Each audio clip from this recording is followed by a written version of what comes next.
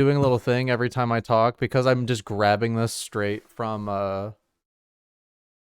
the Discord layout. Like, it's flashing on the screen every time I start talking. Because you see, like, in the little green thing that shows up to tell, like, hey, this person's talking. It's like, no shit. Alright. Well, we're live now. I didn't get our vibing music because, you know, everyone's gotta be a critic. Everyone has to say their piece. Oh my god. I don't think... Wait, did I actually already post that we... No, I didn't. I have to remake the, Hello, Snigget! Where's He's the alert here? box? Where the fuck is the alert box? Oh my god, Pauly was hiding the alert box. All right, so we're here. I just tweeted it out. I said, I got an ad. I said Cullen's gonna drink the soy sauce pilk. Tweet is up on my end. Good. Everything's good. I'm gonna host you now. I now have to rush to make a YouTube post again. I did it. I did it on the wrong channel. All right. All right. Glasses. It's late. It is. How are you here so soon, Snigget? I'm so surprised. You're here when we stream in the morning. You're here when we stream at night. You're just here all the time. That's some dedication. I'm hoping we get some either insomniacs or maybe some people who typically live in other time zones. Pauly. You will. Pauly, I have a question right away. Yeah, let's go. You said it's 3 p.m. there, isn't it? Hello. Yeah. Do you not have a window? I do. See, you can see the light poking out. Oh, it's in the back. Like, okay, so it's not a front-facing window. I just wanted to match like the late time vibes kind of thing, so I made it all dark. And I don't live in just darkness. I promise you. But... All right, good. It's gonna be so funny when we're done and you step out, you open your window, and you're like, oh fuck. I am the former. Good. I forget which order I gave that, so you could be both. It's Schrodinger's person. Are you an insomniac or are you Australian? Those are the two genders now. It has been so long. Cullen. It has been. It really has been. And who knew we'd have to talk to an Australian chap just to get us to talk on the phone again. I'm used to it. My girlfriend lives in New Zealand. These time zones mean nothing to me. Fair enough. Hello. Amano's British. Oh, you woke up early or you stayed up late? Both at once. So, what's the plan for today, Cullen? Because this was your idea. We don't have a plan. That's right, ladies and gentlemen. In case you forgot, the VIBECAST is a weekly podcast where we never have a plan. Not weekly. We always end up talking about something. Not weekly. The VIBECAST is a previously weekly podcast where we talk about nothing. Back when we were both unemployed, it worked very well for both of us. Where I'd be like, "Hey, GC, we were employed. We just weren't paid well." Okay, we were employed by ourselves. Self-employed is employment. Self-employed is employment. It is if you're successful. This is getting too sad. This is getting too sad. Weekly in 3 quotation marks. It was weekly. We had a really good streak going on. I could come up with the docket pretty quickly if you want me to. You want to talk about? Well, I don't know. I don't know. I don't think we even. I don't know if I want to subject news. Pauly to. Oh, yeah, we don't have to. We don't. Who's our guest, Cullen? Pauly, would you like to say something about yourself? Introduce yourself. Desperately tried to stall for time as I write up this YouTube community post. I'm happy to stay silent for a little bit longer just to watch you drown a little bit more. You motherfucker, you better start talking. I swear to God, we run a tight ship on the VIBECAST. All right, well, hello. Thanks for having me, boys. My name is SometimesPauly, and I make videos on YouTube. Video essays just about like whatever game I'm playing at the moment. There's no rhyme or reason, no theme on the channel. I just talk some shit about games I like. So yeah, thanks for having me. Perfect. That's exact. That's we know how to pick them. That's the same thing. I think I literally have that in my about me section. I think we verbatim have like the same like. Who stole who? Nobody stole anybody. I feel like that's just like a common thing. Oh, I used to have it. Now I don't. No, it's just I make videos about video games. All right. All right. The community post is up. Well, all right. It's nice to have you on the podcast, Pauly. Thank you. You're actually, I believe you are technically speaking, our first. What? GC, what? I think the VIBECAST is already something that exists. That's fine.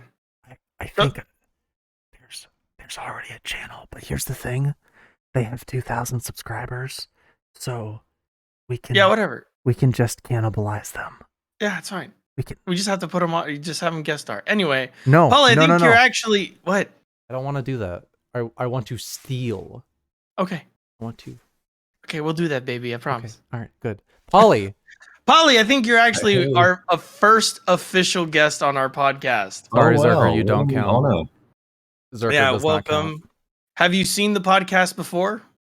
No, I'm not gonna lie. No, absolutely not. Have you seen it? Have you seen every episode? Time zones, because we usually can kick you out. Usually when we're streaming podcast, early in the morning. See, we used to do these at like 8 a.m. our time. No, like you're lying. We would do like 8 or 11. We started like around 8 or 11 in the morning, and then we'd go for we never would do that.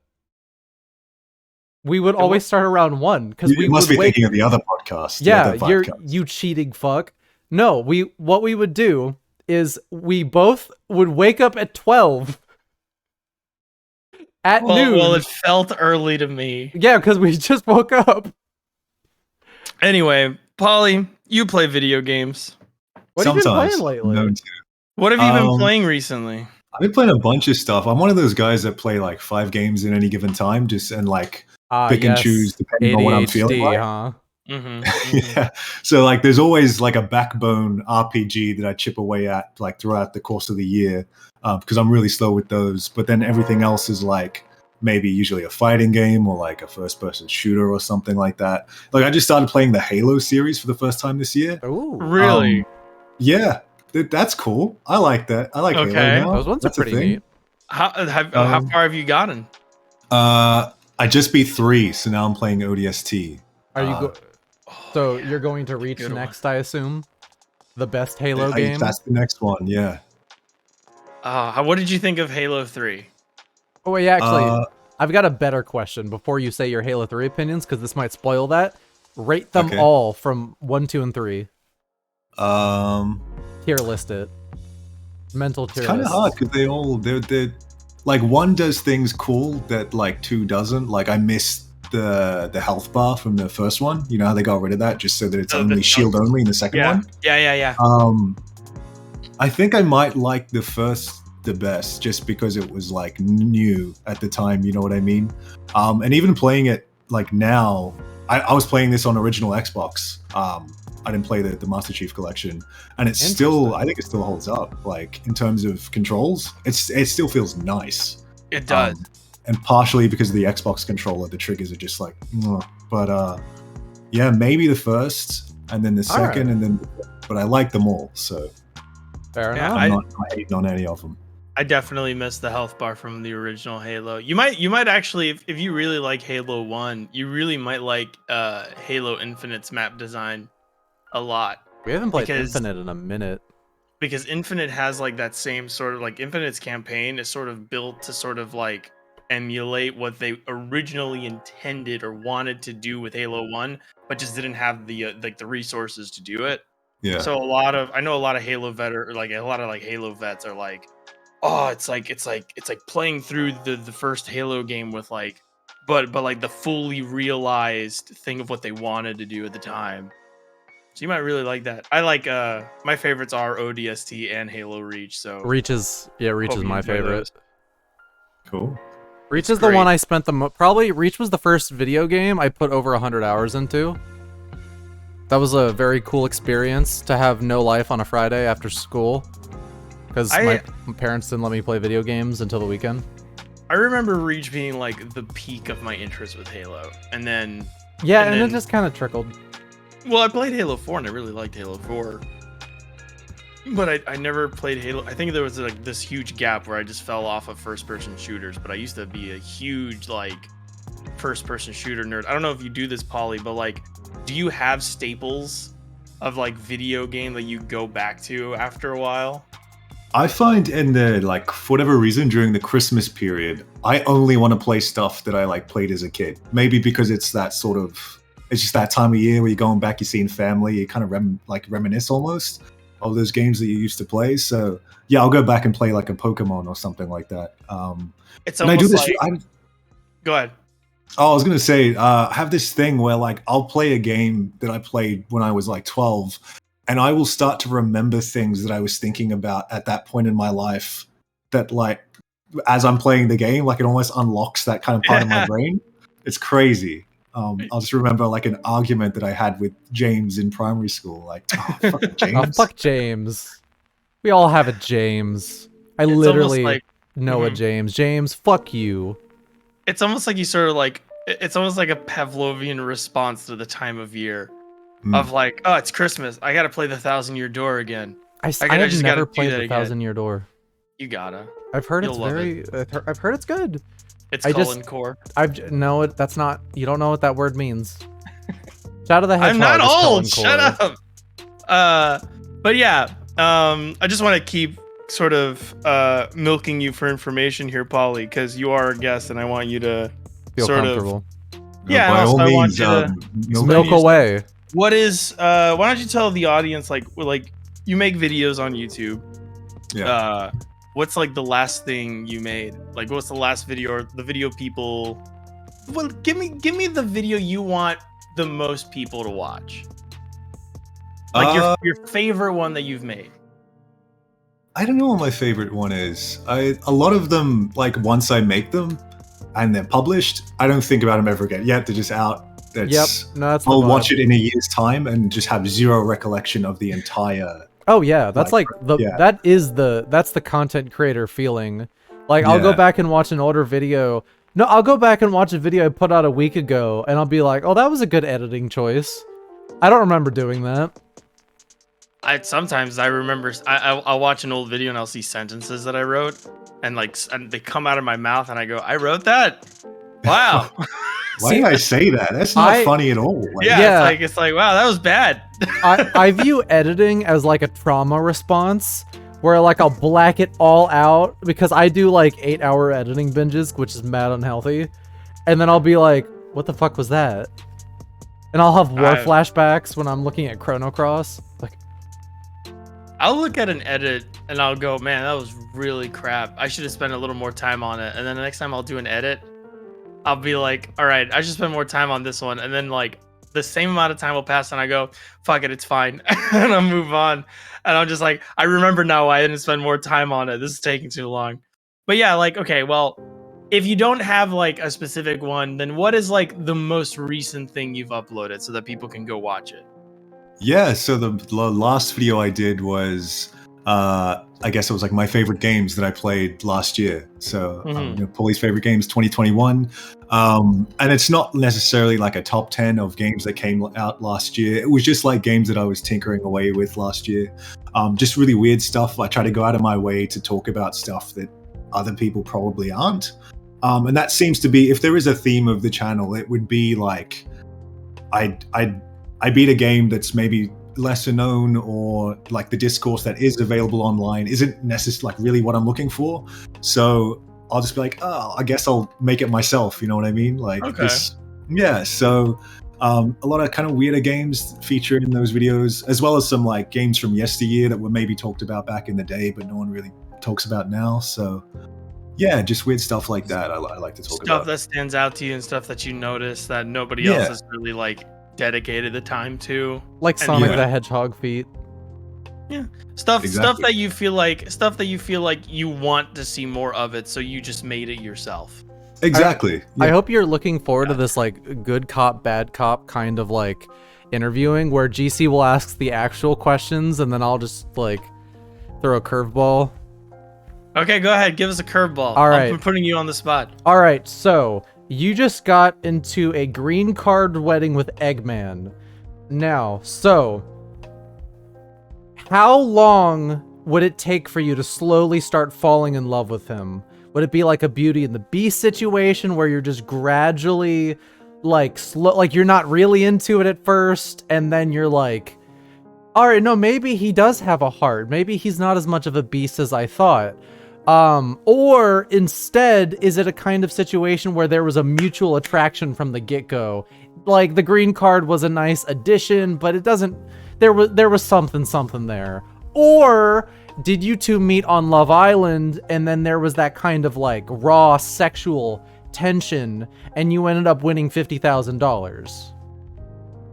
It was from what I remember, and this was a while ago now, so we're going back, so I might miss out on some of the details. Yeah. But we actually, Eggman and I actually met in the club. I remember. That's a curveball to the curveball. I think it was Flow Rider playing, and we kind of gazed at each other across the room, and he said, he just immediately stood out because he's such a round gentleman. Very rotund. Very rotund. So I kind of made my way over to him, and the rest was history, I guess. The green card thing just, he wanted to come to Australia, and I'm like, look, I'll sort you out. Now we have a lovely place here, and very happy together. Fantastic. GC, I noticed you're awfully silent. You wouldn't happen to be not into Eggman. That's pretty homophobic of you. No, actually, I want to make his walrus cuckoo choo. Sorry. Disgusting. I've been thinking about that the whole time. Yeah. Okay. I've been thinking about that the whole time. I just thought it'd be really funny. Fellas, this is some excellent conversation. I do need to I need to swerve away really quick. Sure. Chat. What's up? Before we spend 3-ish hours shooting the shit, you need to tell us right now, how does the audio sound? Yeah. You need to be honest, especially on my end where I'm still trying to figure out how to get this microphone working for streaming. If this is fine to me, but I don't know about the stream. People said my audio was good yesterday, and then I listened to it and I was quieter than everybody else. So I need to know, do we all sound the same level? You gotta give that. It might be that there were parts, like the important parts, you were loud enough, and that's probably why.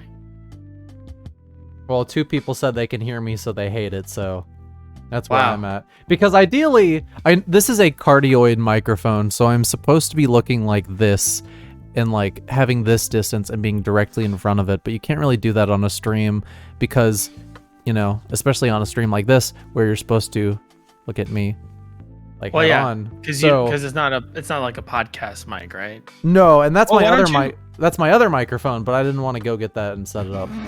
So this is like a forward-facing mic. You could just point it downward. Since yours is forward-facing, as long as it's forward-facing, it should still be fine as long as it's not down here. It doesn't really work with my desk though, because some asshole recommended me a mic stand and then stopped using said mic stand.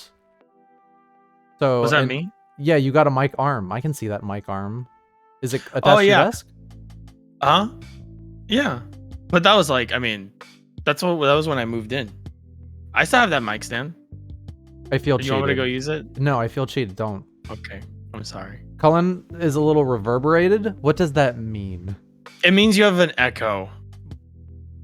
It means your room is bare. So you just have sound bouncing off your walls, which is fine. It's not a big deal. That's a bit fucked up. That's just a thing that's gonna happen when I stream. That's a thing there. But also you can buy if you buy an audio interface that has a noise gate setting that it'll do live for you. I have noise gate on this. But yeah, as long as but you'll still bounce off the walls. I really need to just set up that for my stream, but I don't want to keep disconnecting, reconnecting. Anyway, so as long as we sound fine, there's no audio issues like this. Because I'd like to not have to I'd like to look like this, not even think about this, and then just have us go. Yeah, you're fine.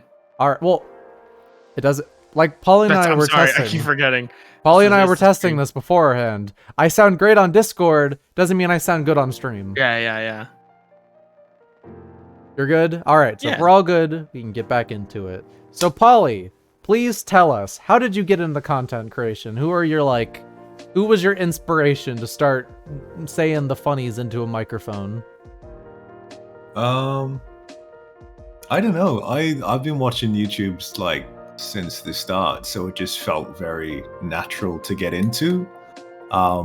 If I'd like just filming videos on mum's like 2-megapixel camera Nokia phone, like it was just a very natural like progression from just doing that in my own room to make myself laugh to like showing my friends and then just eventually uploading it online. So yeah, I guess there wasn't anyone in particular where it's like I want to do that, but I guess I just discovering the video essay space maybe like 2016, 2017, around then, and then be like, oh, people are talking about video games in the way that interests me. So just kind of going off that and making my own stuff.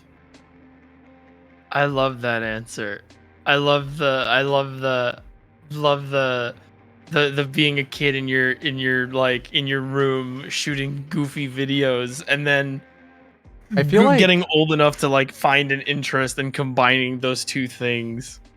That is something I feel like I've heard quite often in this space, where it's like, oh, my mom gave me a little, like, I got a camcorder for Christmas, so I made little videos. Like, I know on my end, like, this memory unearthed itself recently. I remember like the early steps of that kind, like it kind of affects like us, for example, like, you know, like when you started wanting to get footage of things, and that sounds like such a weird little thing, but I remember it's like, for me it was when Naruto would air on Toonami, I'd want to rewatch that stuff, like, oh, the Sasuke Naruto fight, I want to watch that. So I remember those early moments of me filming my TV and being like, there's got to be a better way, and then slowly that's the rabbit hole. And now it's like I could just put a Blu-ray in my PS3 and record it on my Elgato and just, you know. I think my first thing I ever did, like closest thing to video essaying I ever did, was rip other people's AMVs and splice them together to other music. And I never uploaded anything because I was doing it through Windows Movie Maker and the file got corrupted. And I said, well, that's that. I was in the 6th grade and I didn't touch content creation until I was like 22. Pauly, have you ever made an AMV? No, but I used to download them from LimeWire back in the day, which was always the riskiest game. Because was it going to be Vegeta in the Rain, or was it going to be like some weird NBA footage from 1994? Or like Lemon Party? Yeah. Just like the playoffs in the 1976 playoffs versus the Knicks and the Nuggets. I made an AMV. They're gone forever, but I made a Wind Waker Linkin Park AMV once. It's really funny because I feel like all of my AMVs were like creatively and thematically like bare. There was no like, and I wasn't trying to tell a story or anything. I was just like, I like these two things. Let me put cool music. Yeah. I was like, let me take the shot of Link getting thrown off of Forsaken Isle or whatever by the bird at the beginning of the game, and then set it to like what's that one popular Linkin Park song that was in all the AMVs? Like the one thing I don't know why. In the end, yeah. No, I was a very basic child. Pauly, what's your favorite Linkin Park song? You have 5 Runaway, seconds. I think it's called, from the Hybrid Theory album. Yeah, okay. That one's cool. Runaway's pretty good. I think my favorite Linkin Park song. GC, I didn't ask you. Your question is, GC, what's your favorite Linkin Park head. What's your favorite Green Day song? That's your question. I don't listen to Green Day. You have 10 seconds to list your favorite. It's the one. It's the one where the singer like 3, like 2, in the middle of the song. It's like 1. the representative from California has the floor. Like that one. That's the one that I like. I forget the name of it. Chat, does that count? Spot, you fucker. Chat, does that count? He did technically offer a half answer in the 10 seconds. We're gonna wait for them to get back. Also, I must look like a fiend because I'm drinking coffee and chasing it with soda. I'm very sorry. Oh my god! Not even chasing it with alcohol or water. I'm not drinking alcohol this month. Oh, good for you. Yeah, I was making a cocktail a day. Actually, I guess this is a great segue to get into like what I've been up to. Yeah, Pauly, shut up. I've been making I was down to talk more about Linkin Park, but Pauly, shut up. You're always talking about Linkin Park. No, yeah. I've been going down a bartending rabbit hole because I bartend as my day job. Although I serve more than I bartend now because the bar at the place I work at is not a fun place to be. So I've been doing like a cocktail a day, and I realized I'd been doing that for about like 2 months straight, and I was like, it's probably not healthy to do this every day. So I decided after like this big birthday party we threw for my roommate and my best friend, I was like, all right, I'm just not gonna drink anything for the rest of the month. But yeah, has that been going well? Any like withdrawals? It's been or anything? a ton of fun. Okay, good. Oh, withdrawals? No. Okay, no. But like, I thought you were talking about making the cocktails. It's been fun as hell. Okay, because I was gonna say, if you're not actually suffering after like during this period of cutting, you're good. Yeah. You're okay, bestie. Oh yeah. I don't have like a problem or anything. I didn't go that far. But like my favorite drink now is an amaretto sour. I'd never made one before. I made an amaretto sour. Oh my god. It is like a sweet tart in a cup. It is great. I fucking love the taste of amaretto sours. I think at the end of the month I'm going to treat myself to another one. But yeah. Fair enough. Other than that, like playing video game wise, like I bought Monster Hunter on PC again. Oh no, not you. And am I gonna have to get Rise on PC? Yeah, you might. And then we should play together. And we Chat, should stream it. And I guess anyone else. Is there a save editor on PC? Not without risking getting VAC banned? Ugh, I don't want to restart. Pauly, do you play Monster Hunter at all? I had Monster Hunter 4 on the 3DS. And kind of tinkered away with that for a while, and I thought it was cool, but like it hasn't got me, because you know how like if you play Monster Hunter, you play Monster Hunter, like it's your life, and it hasn't got its claws into me like that. So. Monster Hunter has this problem that they've slowly made better, where you're not going to actually get into it until about 30 hours in. It's the kind of thing though. I know what you're saying because I started with Monster Hunter 3, and Monster Hunter 3 didn't grab me. Oh, no. Right? And then I moved into Monster Hunter 4, and I ate it alive. But then I went to Generations, I barely touched it. So it's like, I really feel like with Monster Hunter, it really depends on, like, it's all about the way it frames the gameplay. So, like, 4 is kind of cool. For me, it worked out because it was, like, this treasure hunting thing. And the old man looks like Joseph Joestar, and I was like, "There's enough here that I think is really cute or like charming." And it's like you keep playing it, and then you get to the part where it becomes like the game everyone talks about, like this, like, oh my god, like this monster is so vicious and it has all these moves, and oh my god, I get it now. And like you just have to find the right Monster Hunter iteration that pulls you along long enough for that part to meet. DC. Yeah. The deluxe edition's $28 on Green Man Gaming. I feel like I'm gonna have to buy that. Oblivion, Monster Hunter Stories is very different, but Monster Hunter Stories I hear is Stories 2 is very good. I enjoyed that quite a lot. Yeah, most Monster Hunter players don't get grabbed until their second game or playthrough. That's true, Jack. Because like I heard that if you're playing Rise on a Steam Deck, you can get that shit at a locked 60 FPS, and that sounds kind of perfect. It's that what's the name of the engine? The RE engine. Yeah, like that thing is magic on wheels. Yeah. I don't know. Like I want to see a video that breaks down how that engine does things on a technical level because I'm fascinated by it. Pauly, if you could go out on a date with one Capcom protagonist, who would it be? Protagonist. It's like a game show. Alex from Street Fighter 3 Third That Strike. is an excellent answer. That you won. That was the right answer. Yeah, I'll see you guys later. Thanks. All right, this was a great podcast. So I didn't know, GC, have you ever played Third Strike? Yeah. I main Chun-Li in Third Strike. Okay, so are we all like avid Third Strike players? Any? I don't play like all the time, but Yeah, I'm not competitive or anything, but it's Well, I cool. mean, have you been I love competitive Third in the Strike. past? You said you play fighting games. How a like? little bit, but like, Okay, only a little bit. yeah. Like I just What outed is myself your- as an elitist asshole. All what's right, your go-to fighting game? I hope I don't get dunked on here, but I used to play a lot of Melee, like Super Oh. Smash That's Bros. all right. That's Well, valid. No, as well, long as you'll- you've learned to shower since then, I think we can accept you. Melee's valid. No, Melee's it's valid. not. No, it's not. Melee's valid. That's Who'd the you main least in valid Melee? one. Captain Falcon was my Captain boy. 'cause- Falcon. You cannot tell me that that's showerless behavior, GC. I am Come just on. saying. There's a difference between being into Melee And being in the And- melee. and being in the Melee community. There's two different things. Which one were okay? you, Polly?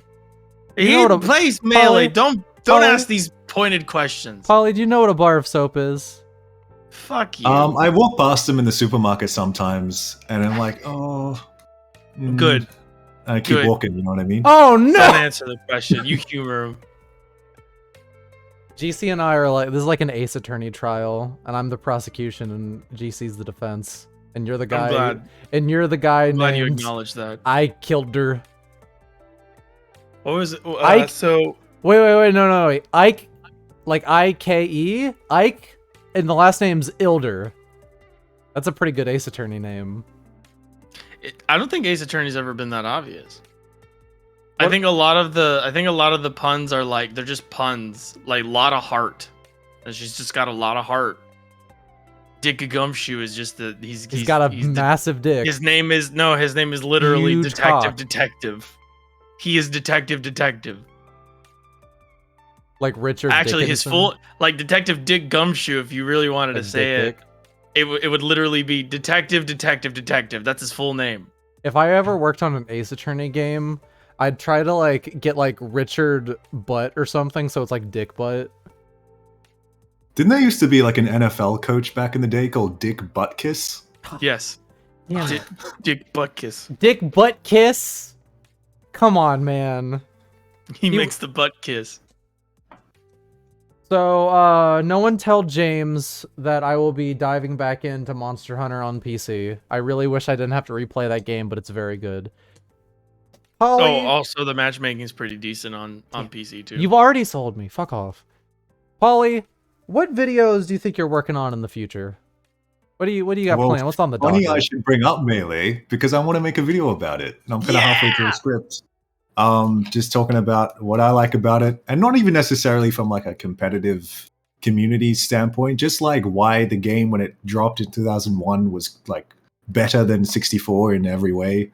I will give you you can that. dabble in like the pro scene and stuff like that, but just more about why I think the game's cool. Is that your favorite Smash? Yeah. And like I have time for the others. Like I play Ultimate from time to time.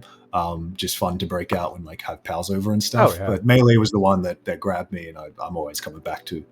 Fair enough. Jokes aside, I'm it is actually a like big fan of Melee single player content. it does That's one have of my probably guilty some of pleasures. the does have some of the. Well, excuse me. That's a I think midnight the coffee event burp. I think the event mode is a lot of fun, and I kind of wish they brought it back because it's just this really nice mission based, like here's a goofy idea for a match that you probably wouldn't have played otherwise. And I don't see that enough in other Smash Brothers, and I kind of miss it. I kind of miss the game constructing these odd criteria for a match, and then realizing I think this is actually really fun. I'm gonna force my friends to play this like this for a day or like for a match. Yeah, Melee's got a lot of cool shit in it. So I want to watch that video when it's ready. You got to DM that to me. I'm terrible at keeping up with this kind of shit, so you have to like send it to me directly. You have to throw it at me like a rock. Please do. You know what you could do, GC, and this is also a plug for the audience. You could subscribe to Pauly's channel and hit the little bell. Now, I was not set up for this, so I don't have a link to throw, but if I keep talking in this time, maybe sure slow it down as I run out of things to say, and there it is. So, hit the bell. Yeah. I felt really bad. I also was not subscribed until I was driving home, and then I realized, oh fuck, time to go commit a crime. Fake fans alert. What am I doing texting and driving. I watched your Dead Rising video, Pauly, and I liked it a lot. It was very Thank good. you. Dead Rising is one of my like low key one of my favorite franchises. I love the first two Dead Rising games dearly. Dead Rising 2 is one of my favorite games ever. Pauly, what is your favorite Dead Rising game? I think the first one. Yeah, I've only played 1 and 2, but the first one. I think there's a lot in those games that are sort of like iconic of an era. It's like they're iconic of an era they never existed in for me. Where a lot of the ways that game plays feels like it's a game from 10 years before it came out, but in a good way, of like this weird like nostalgic feeling. And I don't know what it is. And I think it might have been something to the effect of what you said in your video, because like walking around the mall in those games reminds me of when I used to hang out at the mall with my friends. So I have like this weird nostalgic vibe whenever I play Dead Rising, in that way of like, it almost feels like I've been there before in a weird way. And I almost like treat it like a second home in a weird way, like that environment. It's really, really cool. I really like the video. I've never seen somebody talk about it that way before. I was like, because when we put out the feeler for this like 2 months ago, because I was going through a lot of different people's like stuff, and then I caught that one. Like Pauly reached out to me and was like, "Hey, if you want to like handle something," I was like, "Oh yeah, sure." And then I was like, I actually watched it because I hadn't seen your things before that, and I was like, "Yeah, this is pretty good."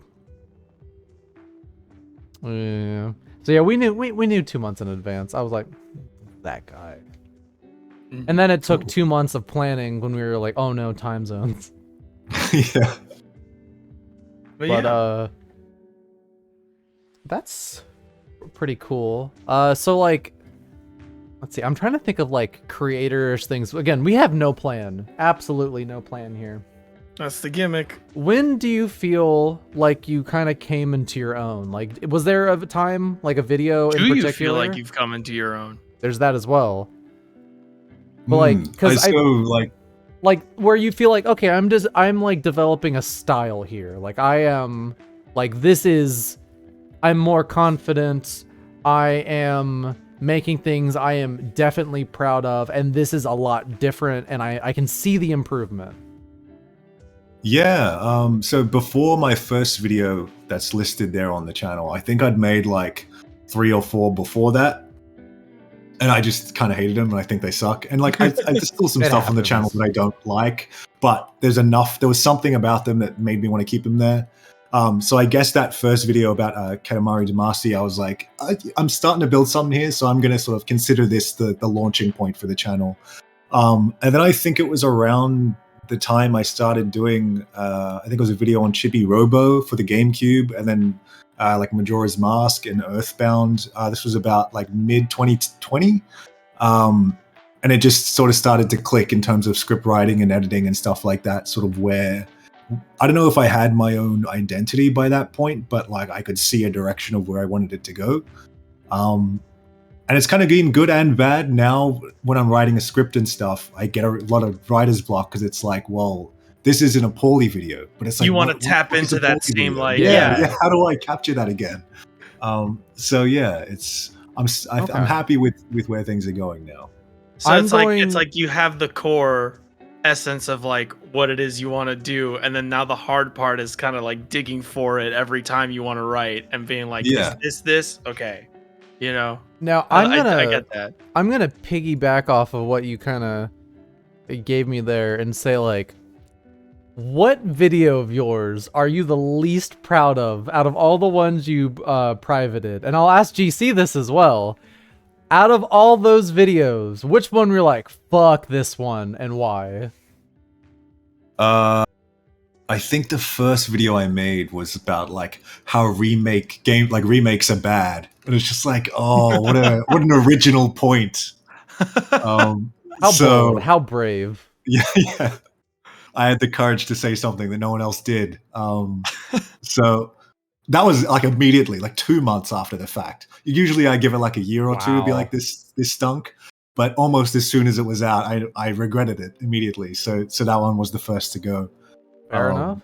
And no one will ever see that one. So I'm changing GC's question because this is more specific. GC, why did you private your Persona 4 Arena video?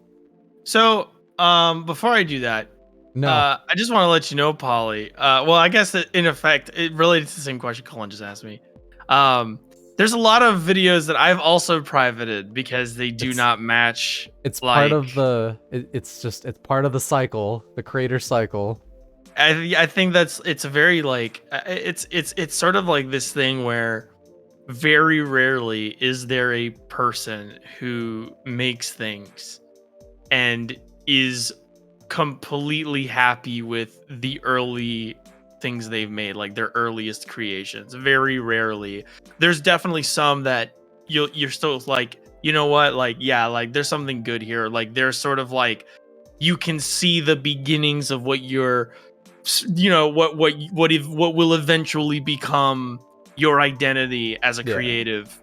We can't all be Euro Thug. We can't be making bangers since the beginning. Right. But at the same time, there's a ton of stuff that you'll make and you'll go, oh no, this was, and and those are the things those are videos where it's like you were looking for that identity, that creative identity, and found nothing that you wanted to keep. And the reason I privated my Persona 4 Arena video, oh, I remember why. I'm not familiar with fighting games. Oh. So I don't think what I said was very like interesting because I was talking about a fighting game from a non-fighting game perspective. I'd argue that would make it more interesting. But also I felt like what I said was very milquetoast. Like I felt like I wasn't really like with you, Pauly, where it's like I don't think I had a very like interesting. I didn't have a very personal thing to say on the topic. Yeah, yeah, exactly. Like you want a personal. You want to be able to when you make something like a YouTube video about media. When you're making media about media, you want it to sort of have a lot of who you are in it, and you want to have like that personal angle to it because even if it turns out bad or you're not happy with it as a whole, there's still like that little bit of you that's in it that goes, but that's still me, you know, like even with all its mess ups, that's still me. And I feel like the creations we're not happy with are the ones that don't really have us in them. Oh yeah. You know? Like it can sound quite vain, but like if the video I'm making isn't like reflective of me in some way, why am I making it? You know what I mean? Like if I did a video about Among Us, of course it would do well, but like anyone could make that video. If it's not if it's not about me in some way, I don't. Yeah, you have to ride this line between like something like you got to be passionate about whatever you want to do, and then as creators, you also want people to see it. So it's like, okay, so like how can I get this something that people care about, but also something that I care about? And it's like you kind of have to balance it, and it's like try to ideally balance something that it's like something you care about more, and because like you got to find your niche. Everybody has like a different way of doing that too. Like for me, it's just I'll make whatever I come up with, and if it happens to be the flavor of the week, so be it. But I know people that are like, I do this thing. I think they follow.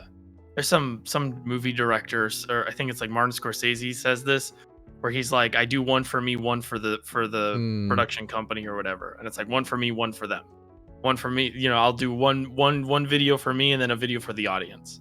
You know, the thing everybody wants me to do, or the thing that's like popular, and then I'll do another one for me and then another thing that's popular, and like balance it out like that. But like that's not really a requirement. No. Right? It just really just like obviously doing it will work well, but at the same time, yeah, it's like, why would I would be miserable, and then I just wouldn't I wouldn't know how to make that, like, I would perceive that video as a bad video, and the numbers doing well wouldn't prove to me otherwise, because I wouldn't see myself in it. Yeah. And I don't feel like that's vain. You know? No, yeah, because then if like you do something like that, and then that's what gets like a bunch of traction, and then that becomes the expectation, then you get yourself sucked into this fucking cycle of just like, oh my god, like because maybe it's because I'm a self-centered prick, but if you ask me, art is inherently vanity. Oh yeah, you want people to. The stuff you make is inherently going to be about you in some way. Camel Meat Needle has a really interesting thing I could kind of jump off of. It's like, I can't make something unless I feel like it's my magnum opus. Really hinders my ability to create, and that's kind of good. But also, I will say that kind of mindset can also lead to burnout, which I had like a really big problem with. Because if you always trying to one up yourself, you will hit the fucking wall, like you'll hit the ceiling, and you'll be like, oh fuck, I can't go anything from here. So it is good sometimes, just like Pauly, are you a perfectionist? A little bit, yeah. With scripts and stuff, I will read over the same sentence 4,000 times and find a new way to rewrite it. Like I am being confirmed a fear that I think we're all just kind of like this, video essayists. We all probably have ADHD, and we all are perfectionists. And there's always like this desire to sound smart as well. And I think you try to say big words. Yeah. You just have to sort of, you have to free yourself of this expectation that it's like, I will never be as smart sounding as Tim Rogers. As it's a mantra. You have to say it when you're at the booth. You're just like, you have to think about it in the inverse. No matter how smart I sound, someone's gonna think I'm a dumbass. Oh yeah. And that's the freeing thought. It's like, it doesn't matter. Someone's gonna think I'm a genius. Someone else is gonna think I'm a dumbass. It's fine. Someone else is gonna think, you know, I'm completely being ridiculous. Yeah, and that's like, we're talking about video games here as well. Yeah, yeah, and that's what people don't get, is that it's you're not writing a paper for MIT. It's fine. You're okay. And you kind of get that from both sides sometimes, like the creator and the audience, where it's like some people take themselves way too seriously, but then other people take the critique or the video too seriously. Where it's like, dude, it's a fucking video game. Dude, it's fucking Yakuza. You don't need to. You can calm down. You're trying to bait me, but it is difficult. It is difficult with you, bestie. To find a balance. It is. I definitely feel like perfectionism is I think it's very common with any creative thing. Like if you're an artist, getting the lines just right is tantamount. If you're a writer, getting that sentence just right is tantamount. If you're a video editor, God help you. You got both. If you do what we do, then you have all three. It sucks. It sucks real bad. Yeah. Like I don't know what difference it makes to the video if it cuts one frame earlier, but it just has to because that's the way that it will happen. You're like, this video's 9 seconds. This clip is 9 seconds long. This entire hour-long video is ruined because of it. Yeah. And then you show it to somebody. It's like, look at the problem. Look how and they shit go, it looks. What are you nice. talking about? That was really great. Great. It was awful. I'm dating an artist, so I have a bit of like, I could see that from like, I also have someone who shares my neuroticism about like making the shit you do be perfect. So I neuroticism, not perfectionism. Neuroticism. It's both. That's more accurate. It's both. Perfectionism as a result of neuroticism. Yes. Fine. Where she'll show me something, is like, look at this. This is awful. But like, I think it looks nice, and I have the same mindset though. I can't see it. Where it's like, I'm like, this sucks. this is awful. And then I'll send to someone like, that's pretty funny. Can't win. Anyway, to loop back a little bit, the only video I've privated is a video that I don't like anymore because I said that Xenoblade 2 was a good game. Well, I privated a video that said Kingdom Hearts was good, so, you know. You want to see it? Pauly, what do you think about Kingdom Hearts? I've only played the first one, and I don't remember much of it, to be honest. I played it like last year. That's a non-answer. That's a non-answer, He's sir. trying to please the room. You Kingdom Hearts Traverse Town had a good sound music. I don't I even agree think with you that. finished I'll it. give you that. No, don't give him that. That's a very generic answer. That's too safe. What are you That's like- hoping for? Like a hot take? I just don't care about it enough to say something that'll rile up the people, you know? That riles people up enough. It's okay. Oh, okay. We're rowdy enough. We have varying opinions on this thing, but I will say, Kingdom Hearts, Outset Island, there is a boy. His name is slipping my mind. GC, I feel like you have a tome that could segue us into a new segment. Oh! Hey, Cullen. Wait. I hear you've been playing the best Final Fantasy game. Wait, hold on. I need What? to actually back up a little bit. They made a Brady Games guide. Yeah. For the HD... Guidebooks existed back then? They're in the PS3 era?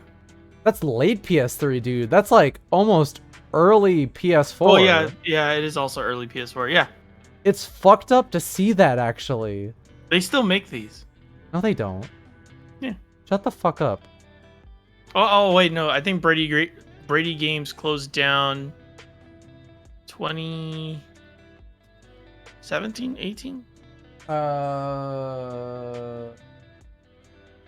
Well, all I could find out is about Tom Brady. Well, that's probably Brady Games at Walmart. I could buy a $30 Fable 3 strategy guide. at your Walmart or on the marketplace. Wait, is it a marketplace? I think they just ship it to me. All Pauly, right. what's your favorite Little Big Planet game? I've never played them. Bad answer. All right. I've never played them either. I have played very little as well. What the?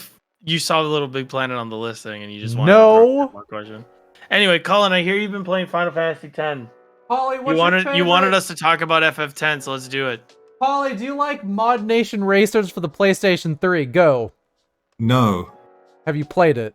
No, I haven't. Shit.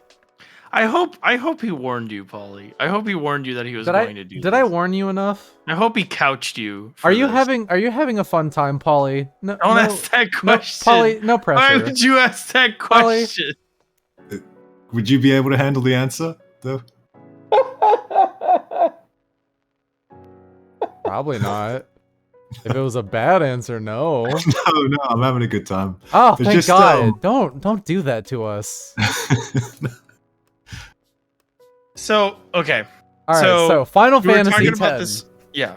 We made the Eggman Pauly. question really set the tone. Like, all right, good.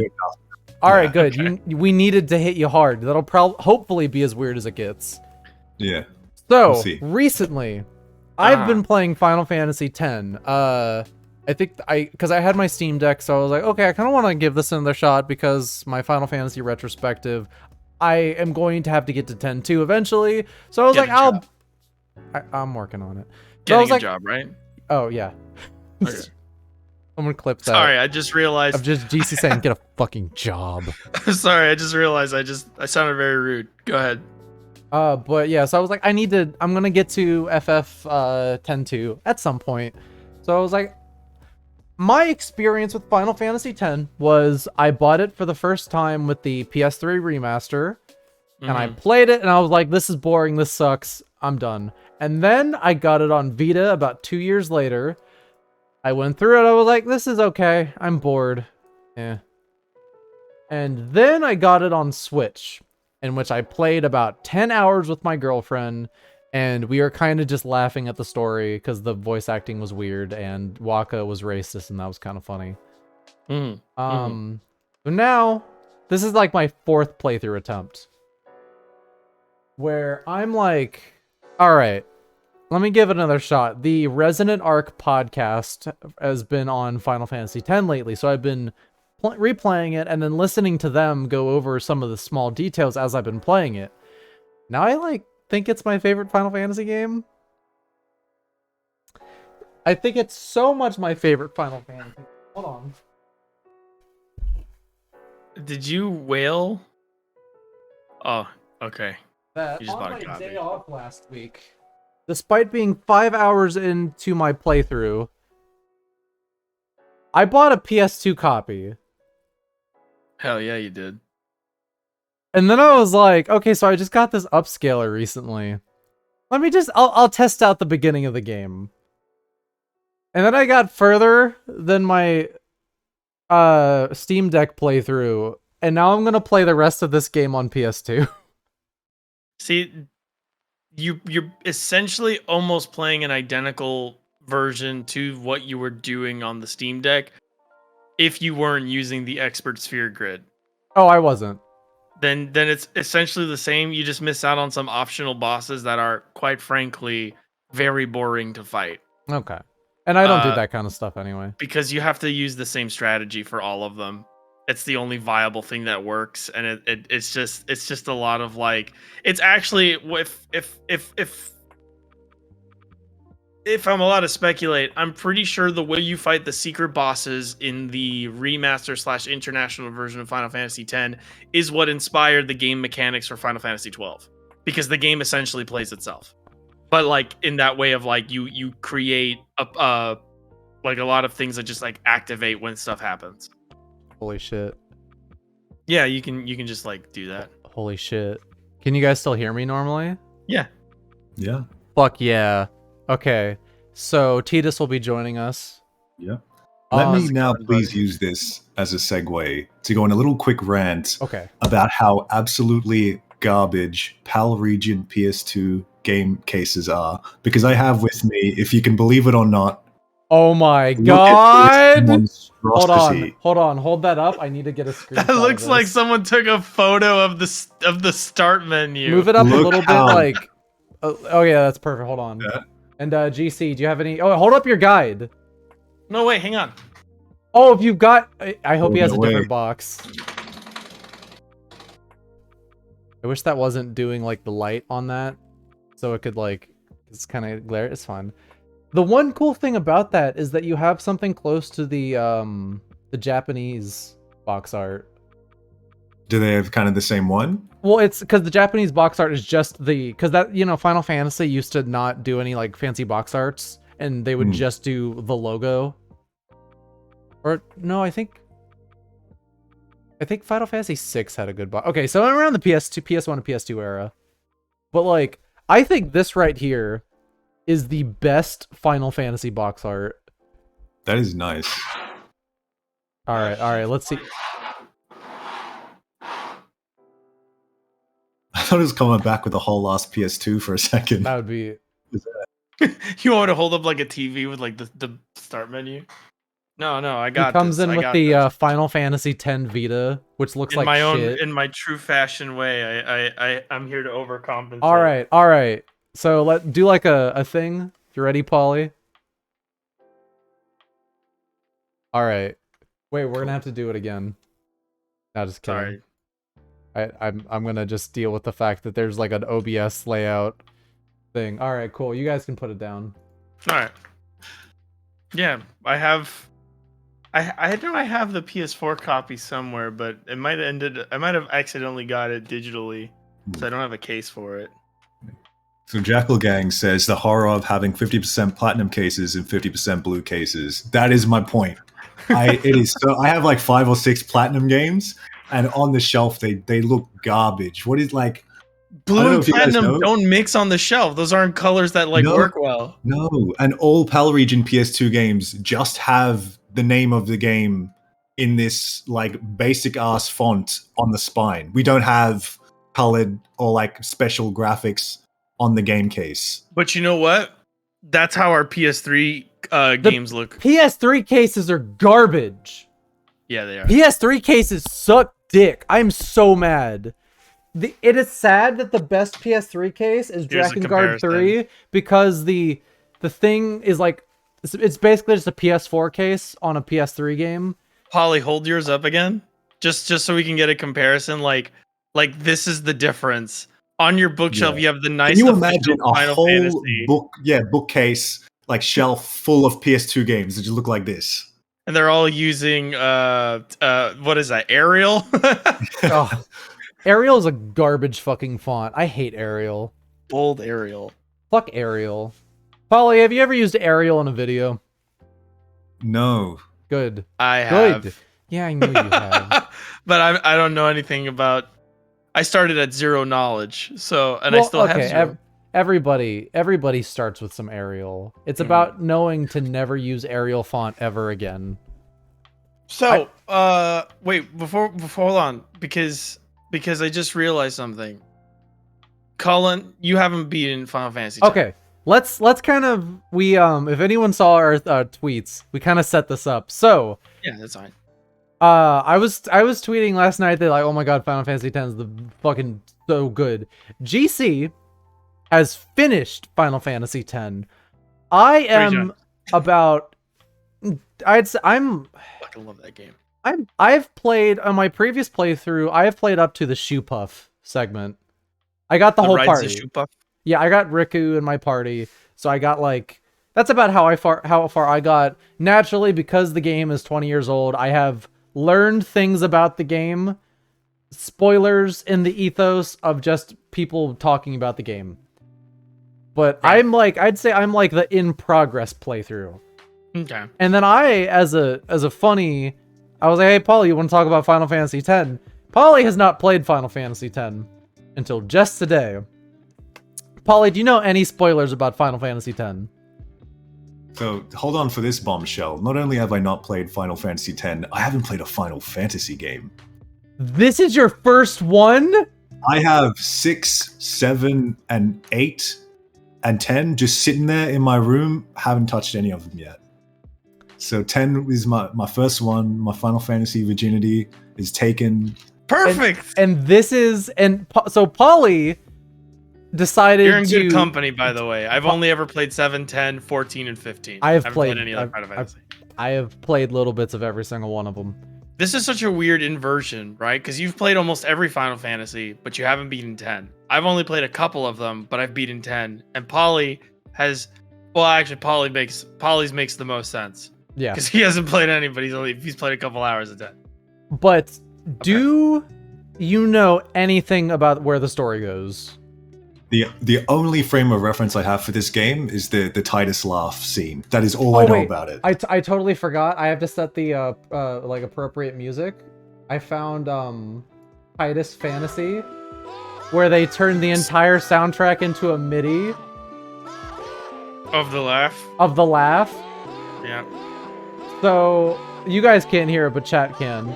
No, I have delicious, smooth jazz playing in my ears. Nice little coffee table jazz. I am not subjected to the horrors. I love the no followed by the yes in the chat. So I love that. All right. So Pauly has played about 2 hours of Final Fantasy X. Okay. And it's fresh. That excites me that this will be your first Final Fantasy game. Is it a good one to start with? It is, now that I'm playing it, this is the best one. Okay, so for context of anyone who doesn't know, when I was a child, I would see this box art before I was ever a Final Fantasy fan. I'd look at this box art and I'd be like, I love this box art. I want this game, but I never got it. My first Final Fantasy game was when I was in my teens. Not counting stuff like, I played Crystal Chronicles, stuff like that. That was my first. But my first mainline game was 7, and the first one I ever beat was 4. And I was in my teens at that point. I was like 16. So I haven't gotten to play this game with the magic of being a fucking child and having this blow your fucking dick off. And that's kind of the reason why I'm playing this on PS2 right now. is because I want that experience. I want to recreate that experience to the best of my ability. So, Pauly, are you actually playing on PS2? So I'm playing this on a PS2, my original fat PS2, and a CRT that you can like barely make You are out there in playing the on background. CRT? Oh my god. See, I'm not able to have the full experience. I'm playing on my upscaler, and my TV makes the upscaler kind of wide and looks like shit. So I'm then taking that into my capture card on OBS displayed. So it's not perfect, but I imagine if I played this on CRT, it'd be a fucking mind-blowing experience. So honestly, I think we should start with Pauly's impressions of Final Fantasy X. Yeah, so straight up, having played this on a CRT, this game looks amazing.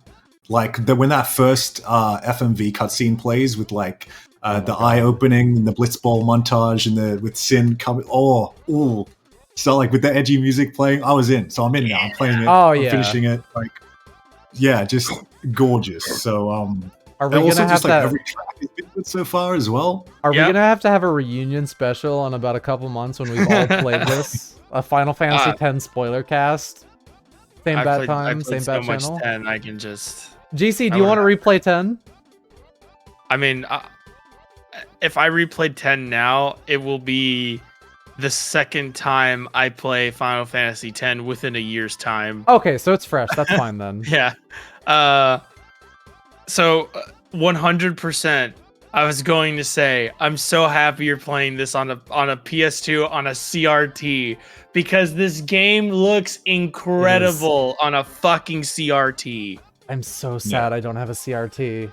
Like when did this come out? 2001? Yeah, so it was 2001. The crazy thing about saying this game looks great is that this was basically like their first PS2 game. If this not was maybe their like first full 3D Final Fantasy game.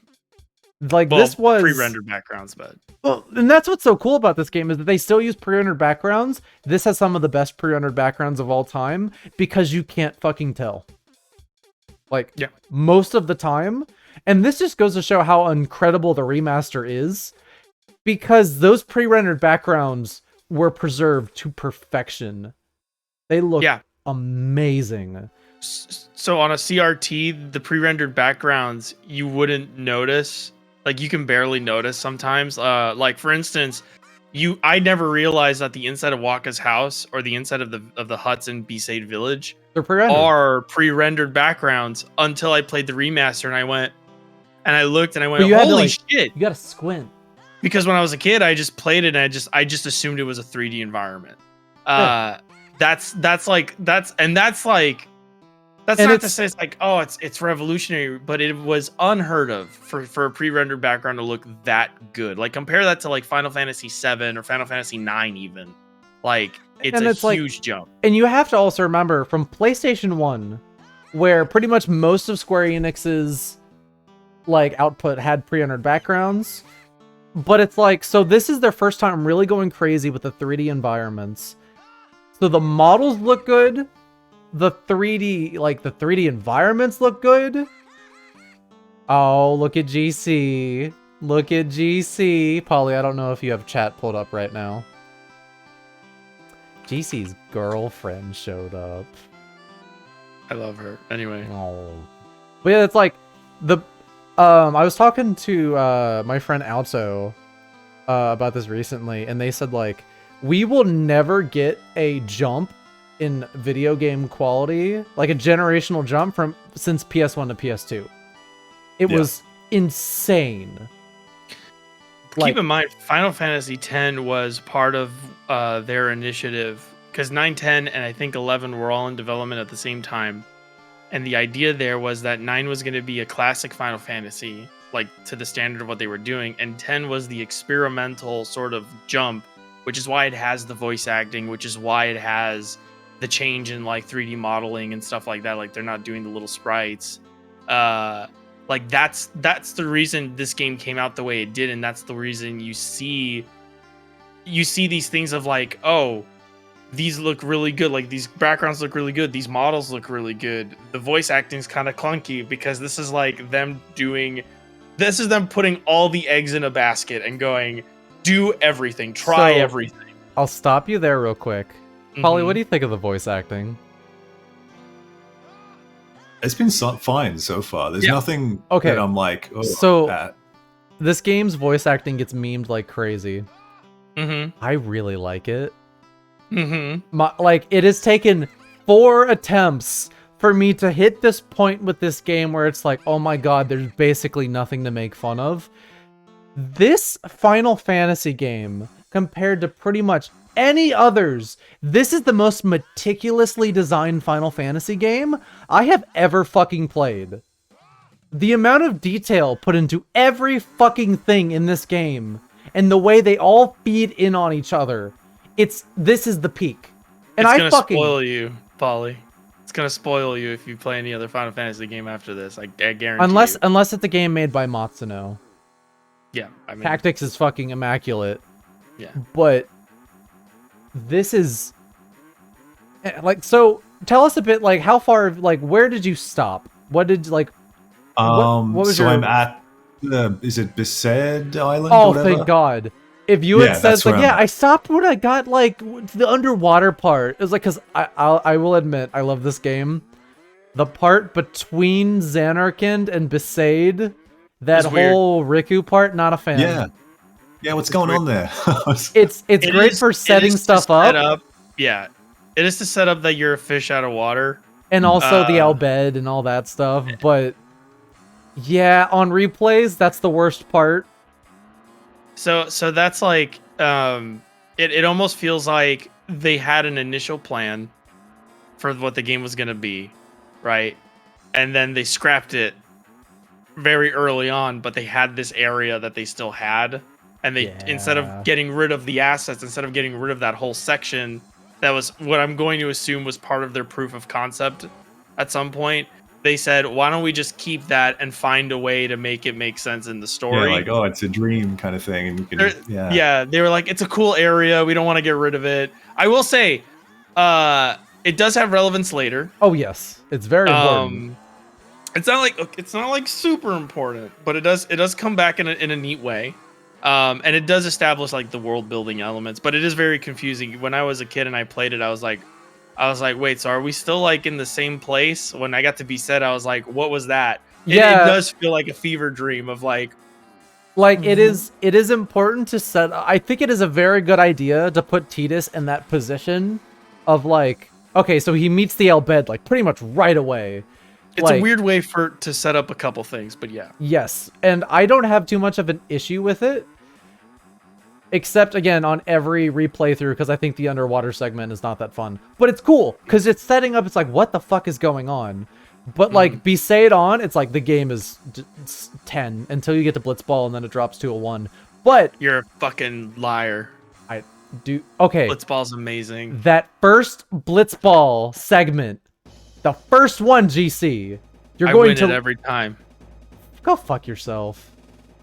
Pauly, hey, you know how you win? You know how you win in that game? I got a trick for you. Yeah, what is it? So Blitzball in Final Fantasy X is actually broken. If you score 1 point and then grab the ball and run into your goal on the PS2 version, they can't tackle you. Okay, but like I was playing the PS2 version and I could not control anyone but Tidus, and I got really bad luck. You're not controlling people in that game. No, but you can physically control them, but you can also set them on formations. If you know anything about soccer. Go fuck yourself. That game's pretty good. Pauly, so in case nobody knows, here are the stats for players in Blitzball. Here's all their stats. Now this is important. You have to know this because some of them have drop-offs during later parts of the Blitzball League. And then if you really mess it up, you can always just reset everyone to level 1 and then re-scout your team from the start.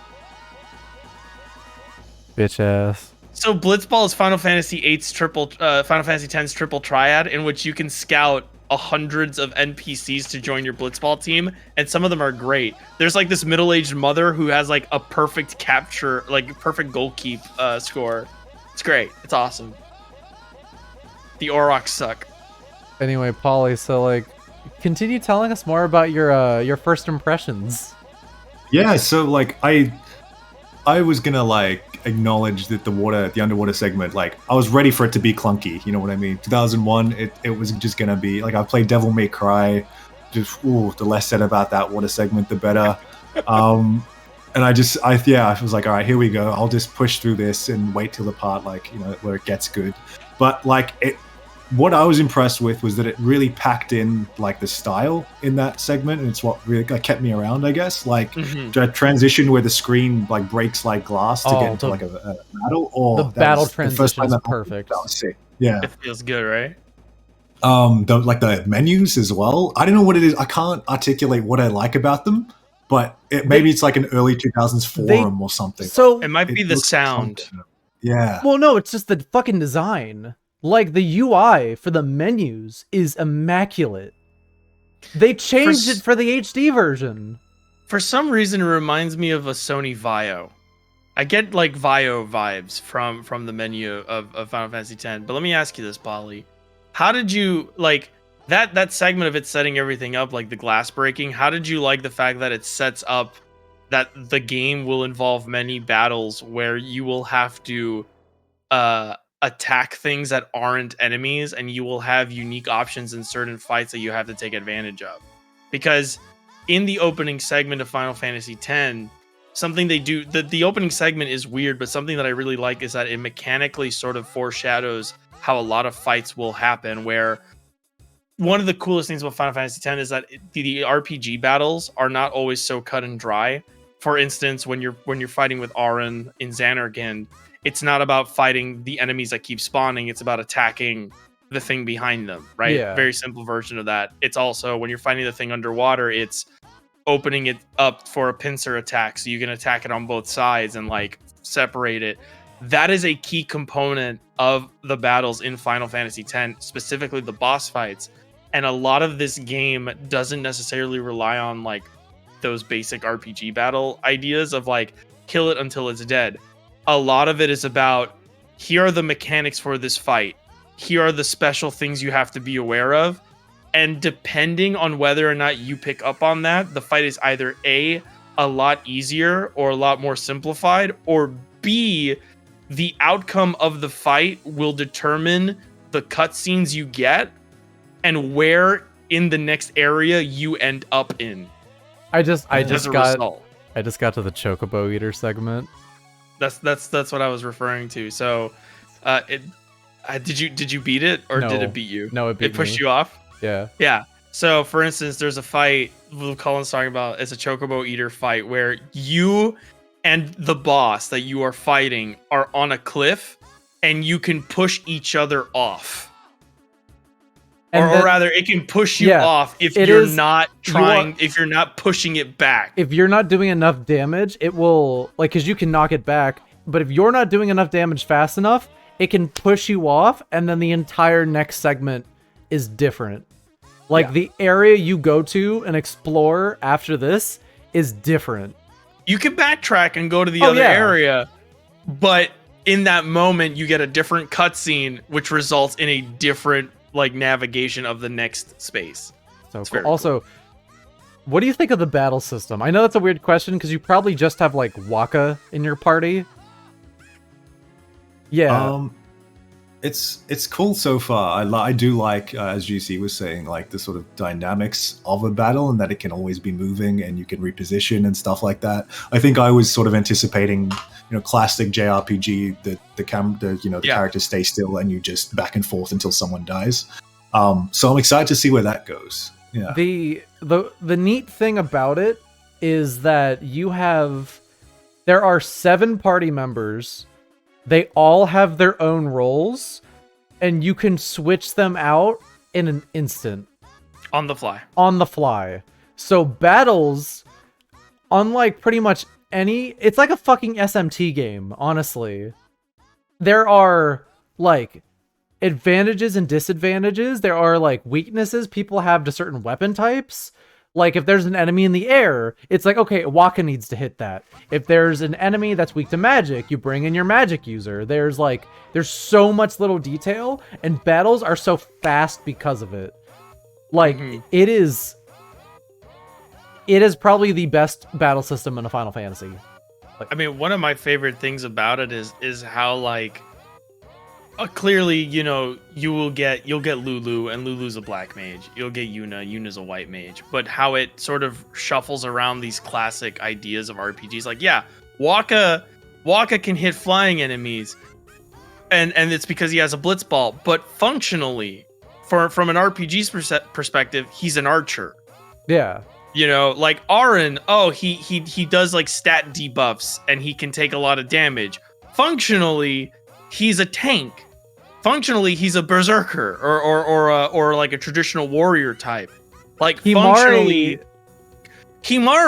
functionally, he's a garbage disposal.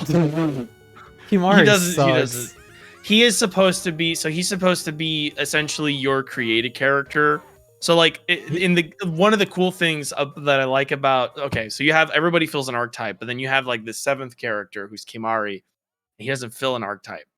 The reason why is because you make him into a secondary of anything else. You can make him a jack of all trades. You can make him a relief healer. You can make him a secondary DPS. You can make him a secondary tank, an off tank. And like, I thought it was really cool that I think Final Fantasy X is like one of the very rare RPGs where the system is built around these checks and balances. That's like you have to like use the right tool to fight the right enemy, and the tool is your party. And also here's all these different mechanics and all these battles. And then they give you a character and they say, this character can be anything you want him to be. And that's up to you. And I like that because it still gives you the freedom to sort of explore those systems without screwing up that sort of like, you know, that sort of like toolbox that you already have. And I think that's what makes Kimari cool, but unfortunately also makes him kind of lame because it's like, why would I need to do that? I have all these pieces already. Yeah, which is a nice segue to... Pauly, what do you think about the sphere grid? Have you had enough time to mess around with that? I haven't tinkered with it enough to have a definitive opinion on it. It didn't overwhelm me, but like it didn't immediately make sense as well, if that makes sense. Yeah. So. The way... I guess, GC, I can kind of ask you a bit about this. GC, when you're playing this game and you get a sphere grid level up, are you the type of person to bank your level ups and then wait like stock them all up and then knock out a whole bunch? Or are you the kind of person like I am who see, oh, level up, immediately go in a sphere grid menu, move up, add thing, see number, go up, go. Yeah. It depends. Because when you don't, okay. When you've played the game as many times as I have, I bank them because I don't need them. Yeah. But the game is built around you, taking advantage of your level ups when they happen. That being said, sometimes the sphere grid is like a line, and it's like there's no branching path there, so there's no real decision to make. So I don't worry about it until I have enough to get through that or to that branching path. But the game is very much designed around constantly putting those points in. Because the game doesn't care if you've banked points. It will throw you into a boss fight with no save point. And you will have to put up with that. But also, like, I don't know. Like, I think usually I'm the person that immediately puts points into it. But that's just because I know that the game is balanced in such a way that it expects you to do that. So that's what I do. I'm fixing a chair issue. But, are you having a problem? Well, I got a new chair. I finally upgraded my chair. It has been a long time coming. This is a very good David Lynch impression. I got a new chair. My chair, there is no other chair like mine. And this is my chair. It is Friday. Those who remember, the chair I was using had a UK logo. You might think that is United Kingdom. It is actually University of Kentucky. Poop, have you ever been to Kentucky? They have quite good apple pies. I am back in Don't my you have chair. don't you have roommates? Yeah. I don't care. Why did you ask me that? No reason. What bastard? But yeah, the Sphere Grid is really good. It's very interesting. If you look at future Final Fantasy games, for instance, Final Fantasy 13 basically uses the Sphere Grid in a different sense, just not as many options. Final Fantasy 13 is kind of like, let's do Final Fantasy 10 again, but not as good. Yeah, but we'll get into that some other day. I like that, and I will defend 13 to some extent. I will defend it before 13 fans get like, don't worry, I'm an ally. GC is not an ally. GC is opinions. GC. If you're ever wondering, the phrase "in a void out of context" is GC an ally? The answer is no. Listen, it's very easy. If the topic is Square Enix, no, you don't have to ask me. You don't need to go further. Of the time, I'm going to say I don't like it. Not because I don't like Square Enix. I just happen to just not really like a lot of what they do. Anyway, fair enough. But yeah, the Sphere Grid's like really cool. A lot of people find that it bogs down the experience because you're constantly in your menu, and it's like, I love. Couldn't being you just in give me a menus. +2? I love that experience though of just like I like being in the menu. I like clicking the button and seeing level go up. And that's why a lot of times if the Sphere Grid doesn't work out for you, just as a word of warning, you could always restart the game very early and just use the expert Sphere Grid option if you have access to it. So Pauly does. You do? Oh, because it's the PAL version. So yeah. So this is interesting. So Pauly, you are playing the international version because all European copies. So when you had the option, did it give you the option between expert Sphere Grid and normal Sphere Grid? Yes. Okay. It's like beginner and expert or something. So this copy right here was based off of the original Japanese release. And so they, they added a couple things, tweaked a couple things here and there. And then after that, they released the international version in Japan, which is really weird, and doesn't make much sense that it was only in Japan. But then that's the version they localized for all PAL territories. So you have a better version with more content. Neat. And America did not get this until the remaster. You have everything the remasters have. Yeah. On your PS2 version. But you get to play it on a CRT. Yeah. And I'll say to anybody who wants to play Final Fantasy X but doesn't like the Sphere Grid because it feels really railroaded, despite the fact that you have some options. Expert Sphere Grid starts everyone in the center. It's a different grid. It's a different grid entirely, but it starts everyone in the center, and you can turn any party member into any class by putting them down the different upgrade path of like each other's upgrade paths. Definitely not recommended for a first fighter. No, not recommended. Although there are some really wonky things you can do, like you can turn Tidus into Auron, a busted character. He is already pretty good.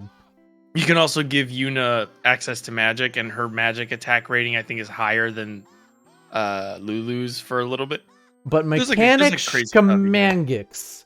Pauly, what are you thinking about the vibes? Big vibes. It is. When you wash up on that beach, I'm for it. It's nice. Spira, and specifically Besaid, is so good. It's like I want to stand in this water for hours. Good. I hope you like that aesthetic, because you're going to see a lot of it, because that's kind of the point. Oh, yes. It's kind of the world building of 10 is very strong, because it's supposed to sort of, it's almost built around an idea of planned obsolescence, of like this shit's gonna get messed up eventually, so nobody builds beyond what you see. And it's very good at setting the tone and establishing just how dire things are, despite being very beautiful. I spilled coffee on myself and the floor. Keep going. I will be back. Right. So like a lot of the themes in Final Fantasy X that really resonate with me is sort of like this. I mean, death is a very strong theme in that game, but it's more so the cycle of death and sort of the acknowledgement that it happens and the grieving process and sort of the cycle of life, to a point where it's like, what happens if we refuse to sort of accept that these things have happened to us, and if we refuse to sort of move on from the things that have affected us greatly. And you sort of get the idea through the world building that you it becomes impossible for you to grow as a person and in a larger scale as a society. And a lot of that is sort of built into Final Fantasy X's world, where most of the places you go to are villages that are literally sticks and stone houses. And eventually you'll come to other areas and you'll see other people who don't live that way. And their idea of living is very different. And it sort of plays around with a lot of like the spiritual aspects of how people view death and how that can affect the way they do things, but also like the intersection of those different ideas. And then ultimately how those different ideologies are turned against each other by greater powers. It's just fucking great. And it kind of goes into like there is a time travel aspect, because I know you've played enough already that you know there's sort of like that implication that Tidus, there's sort of that implication. Well, that's like in the first whatever, when they tell him it's like that was like 1,000 years ago, bro. Like there's already that sort of implication, and it sort of plays into that idea of like centuries and centuries of being told something, and then, you know, very classic Final Fantasy stuff, but just told in a very different way and coming to a very different conclusion than other Final Fantasy games make. Now, what do you think about what's your take on the story so far? Well, I'm still early enough that I can't really form an impression too much until now, but you can give takes like, oh hey, how's Tidus? Like things like that. How do you feel about the protagonist so far? And like that kind of mindset, not saying you're wrong or anything, let me just kind of go into that. I think shit like that is the most valuable. Because a lot of people say like, and GC was kind of talking about this a bit earlier, it's like, oh, I'm not that knowledgeable in X, and therefore my perspective is not interesting. And I always argue, the non-fan perspective, like, you don't know what Final Fantasy is. You have no comparison point. That is so fucking valuable. Even if it's like, oh, I'm 2 hours in, I don't know enough to, like, no. That's fucking interesting. You get an experience that neither of us can have. So, like, again, just raw takes. Just right. Give it to us. Even if it's milquetoast. Even if it's milquetoast. Care. That's interesting. Oh, no. I mean, it is hard to form an opinion about a character that you've met, but like the initial impression, I would imagine, is that Tidus is a bit, let's say, oblivious to things around him, right? Yeah. It's given me enough so far to form a bit of an opinion, I suppose. Like, he, in this point where I'm at, he keeps using like the sin toxin like excuse, I guess. That's so I thought good. That was really interesting. Yeah, and like at the start of the game when all the kids want his autograph, the Blitzball and stuff, how he's a bit almost arrogant, I suppose, but it like he's good at what he does, so I'm not going to write him off as like, oh, what an asshole. He's such a fun protagonist to have in this role. Like, you see a little bit of this later, but him being a fucking, like, basically a super jock, he's a fucking celebrity. So yeah, and the Final Fantasy has never done that up till this point. Like, he is such a vastly different protagonist than everyone who came before him. And it's so interesting to take someone like that and then throw him in this situation. Like, you would not expect, and no one really does this still, the captain of the football team to be the He's JR the captain of the football team. Yeah, the captain of the football team. Like, if you grabbed Tom Brady, he is Lionel Messi. If you grab the star quarterback and throw him in the JRPG story, like, that's so interesting. Yeah, I think of the part where he gets handed the sword and he like stumbles with it. He obviously doesn't know how to use it. But then he washes up on Beset Island and there's the blitzball there, and he immediately does that sick like headbutt, backflip, scissor kick thing because he's like, yeah, I'm familiar with what this is, and I'm just gonna immediately establish I have the biggest penis here. That was cool. It's also a really neat way of sort of getting across like. So it also makes that opening segment that it seems weird with the Al Bhed and on the ship for a little bit. That seems weird, but it also makes him feel out of place. And then he washes up on Beset Island. He sees a blitz ball, and people laugh at that line where he like the ball rolls around. He goes blitz ball, and like he's like totally like into it. But it's like the first thing he's seen since this has happened to him that he recognizes, that he knows, right? So of course he does the thing because he instantly finds a way to belong in the world that he's been taken to, right? And it's like that opens up the entire adventure. Without that, he doesn't, he just falls into another fish out of water situation. One of the things that's kind of like really cool about Tidus on repeat playthroughs from my perspective is that during the blitzball, like that early Xanarkar thing with the kids and stuff like that, and if you can talk to all of them there, you can even like there's like little cutscenes that play if you don't only play if you talk to the NPCs that are there. Like when he's talking to them, you also feel like he's sort of detached from it. Oh yeah, which was really like he's arrogant, but he's also like super just sort of like.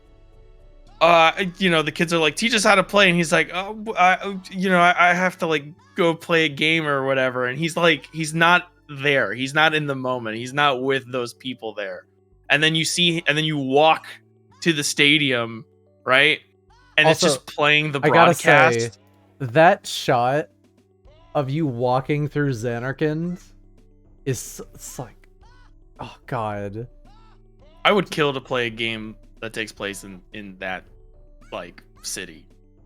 I would kill to play a game like that. Well, like yeah, like what are you thinking of like the story, I guess, and what's going on? I mean, what do you think the story's gonna be about? Yeah, like what are you like your first takes on like themes, ideas, picking up anything interesting? The one line I keep thinking about was when you wash up on Beset Island and you speak to Walker. And he says something like, he tells you about how, Xanarkand hasn't existed for 1,000 years. And then he's like, yeah, it kind of sucks that like our village has been destroyed because of some like shit that people did way back. And like, that's, but that's the way it is, I guess. But I'm still a bit bitter about that. And I thought that was really fascinating. Mm-hmm. And I'm going to assume that the rest of the story kind of follows that foundation, I suppose, of almost like not necessarily generational trauma, but like the past, the present, the future. Do you know anything about Waka? Right on the head. No. Oh, good. So generational trauma is probably the key word of this game. And you nailed it right on the head. Yeah. Like that is largely what this game story is going to be about. I haven't played this whole thing. I forget. Have you seen any cutscenes with Jecht yet? No. Well, no. I thought there was one. There was like, there was at least like a flash. There was like some dream sequence or something. Was it? Not yet. Not until you leave Beset. Okay. Not until like right you before at least you know leave Beset. Tidus doesn't like his dad. Yeah, I get that vibe. All right. Grab onto that. It's crazy how good they set that up in the beginning too. Like I was saying, it's just the radio broadcast playing while you're walking to the stadium. And already you feel, I don't know how to describe it, but it really does feel like they're playing up this whole like, man, Jecht goes missing. What a big deal or whatever. We all love Jecht. His penis is huge. And Tidus says nothing. Like he makes no comment about it. Like he's just Like it's like the character's completely separated from that narration at the start, and then Orange shows up or whatever. By the way, like, GC, what? catch it. I'm sure you've noticed this at this point. This is something I only found out recently, and we're gonna keep this vague. You know that thing that Orin does, like when he walks in on the FMV, he's like he's raising a toast. Yeah. It's so good. Yeah. Every frame is dense. It's crazy. Yeah. I mean, there's a lot of setup and a lot of payoff in Final Fantasy X, and it's what I like about it is that it is a very complete story. It is a very complete story. It is a no parts wasted story. It is. There is nothing extra. There is nothing unnecessary. It all kind of plays back into a very strong core central theme, which is not common for Final Fantasy. As much as I love the series, you're right. And that's why, and for me, it's like 10 was my first Final Fantasy game, and then I went back and I played 7, and then I went and I played, I played a little bit of 12. I played a little bit of the other ones, and I couldn't get into it because 10 is like so unique in that way of being sort of this nice complete package. There is no other game like Final Fantasy X. It is so unique. It is so interesting. Like when we finish this podcast, I'm probably just gonna go play more 10. It's fucking late as shit, but I don't care. I just like I want to play. I like Spira has this grab. Like just don't play 10-2 if you want to be a completionist about it. I'm gonna play 10-2. I'm gonna find 10-2's great. Just don't 100% it. Oh. 10-2 does its completion rating by, did you not talk to that NPC in the first 5-minute opening sequence that you can never talk to again? You're not getting 100%. Really? Guess who directed that one? Was it Tabata? It was Toriyama. But anyway, that's getting ahead of ourselves. That's why it's got dress spheres. And that's why Lightning Return has dress spheres. It all makes sense. Yeah. But yeah, Isn't that so a great feeling in the game when like when you're not playing it, all you can think about is going back to play it, and just like that sort of acknowledgement of like, okay, I'm a fan now. I'm gonna play the sequels and stuff as well. Like, I chase that feeling. It's so good. It's I constantly strive to find a game that makes me want to play a sequel that doesn't exist. Like this, I'm falling so down bad for this game, and it's like in the nicest way possible. It's like, this is such a basic bitch JRPG. It's like they sold so many copies of this that you can go to a local game store and they're cheap. And I bought this for $5. At least here in the States they are. $5. Yeah. Like they're everywhere. They made so many because they sold so many copies of this game. Everybody played this. And you go back to a game that's this fucking popular and it holds up. Like it holds up. And I will say, the bold take, I love Final Fantasy VII. That does not entirely hold up. That is a very uneven video game. Yeah. And there's like, that unevenness is charming. That there is value in that. But like, holy shit, this game is like...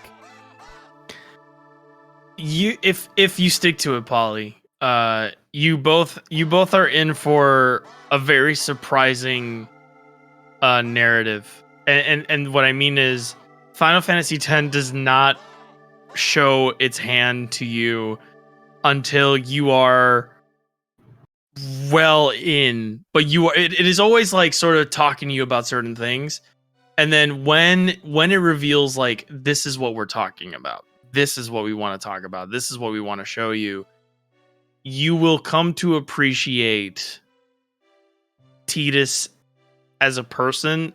And a big complaint about Final Fantasy X is that he doesn't go through a huge character growth, but the fact that he doesn't is sort of the point. He does have a growth, but it's not the kind of growth you would expect, and it kind of like makes you appreciate who he is as a person in context of the people that he's around and the people that he meets, because this becomes a common joke, because he's commonly saying, because the game starts with him telling you, let me tell you my story. right? It is his story, and it's not his story, but it is his story because it's not his story, and that'll make a lot of sense later on. I think he is such a fun protagonist. He is such, I don't know if you noticed this, Pauly, he has this kind of attitude. I think he says it like right after you meet Waka, where he's like, I have no idea what's going on. I kind of thought that Sin would take me back. I'm just gonna kind of roll with it. That's all I can do. Like, he's not like, and it's not an unrealistic way to respond to this, because some people are just like that. It's kind of like, what am I gonna do? Am I gonna just like crawl into a ball? Like, I'll make the best of it. It plays back into, again, like that beginning sort of introduction to him as a person, where he seems very disconnected from his environment. Where, like, despite the fact that he's this big blitzball player and this big celebrity, he's kind of in his own world to begin with. And it kind of works when he gets transported and he's just like, it's like, I figure at some point I'll just hop right back in and be right back home again or whatever. Like, he's not, like, it's almost as if he really wasn't there to begin with, right? And I like that idea. I like the fact that there you have a protagonist who's not, like, number one, his personality is very different from your typical JRPG protagonist, where a lot of JRPG protagonists are gung-ho and very committed to a cause. He's very bubbly and energetic, but he's not really attached. He's not really, like, committed to something. Or, like, another thing is, like, in Final Fantasy, there's a problem as well, or there are detached and committed to no cause. And he is this perfect middle ground. He's kind of grounded in, like, he's self-centered. It's weird to say, but he's vain in the right way of like, he's worried about himself. Yeah. And that's all he's trying to focus on. And it's refreshing, but also it becomes incredibly important to what happens in that game. And part of his growth is realizing that sort of self-centered attitude is exactly what some people need to see in order to sort of believe in themselves and value themselves. Is somebody who's around who's like, hey, fucking think about yourself for like 2 seconds. I will say, without it's very compelling. Yeah, without getting too much, because we're like nearing maybe. I won't. I know. Just we can't do no TMI, because it is so fascinating that you have no idea what to expect.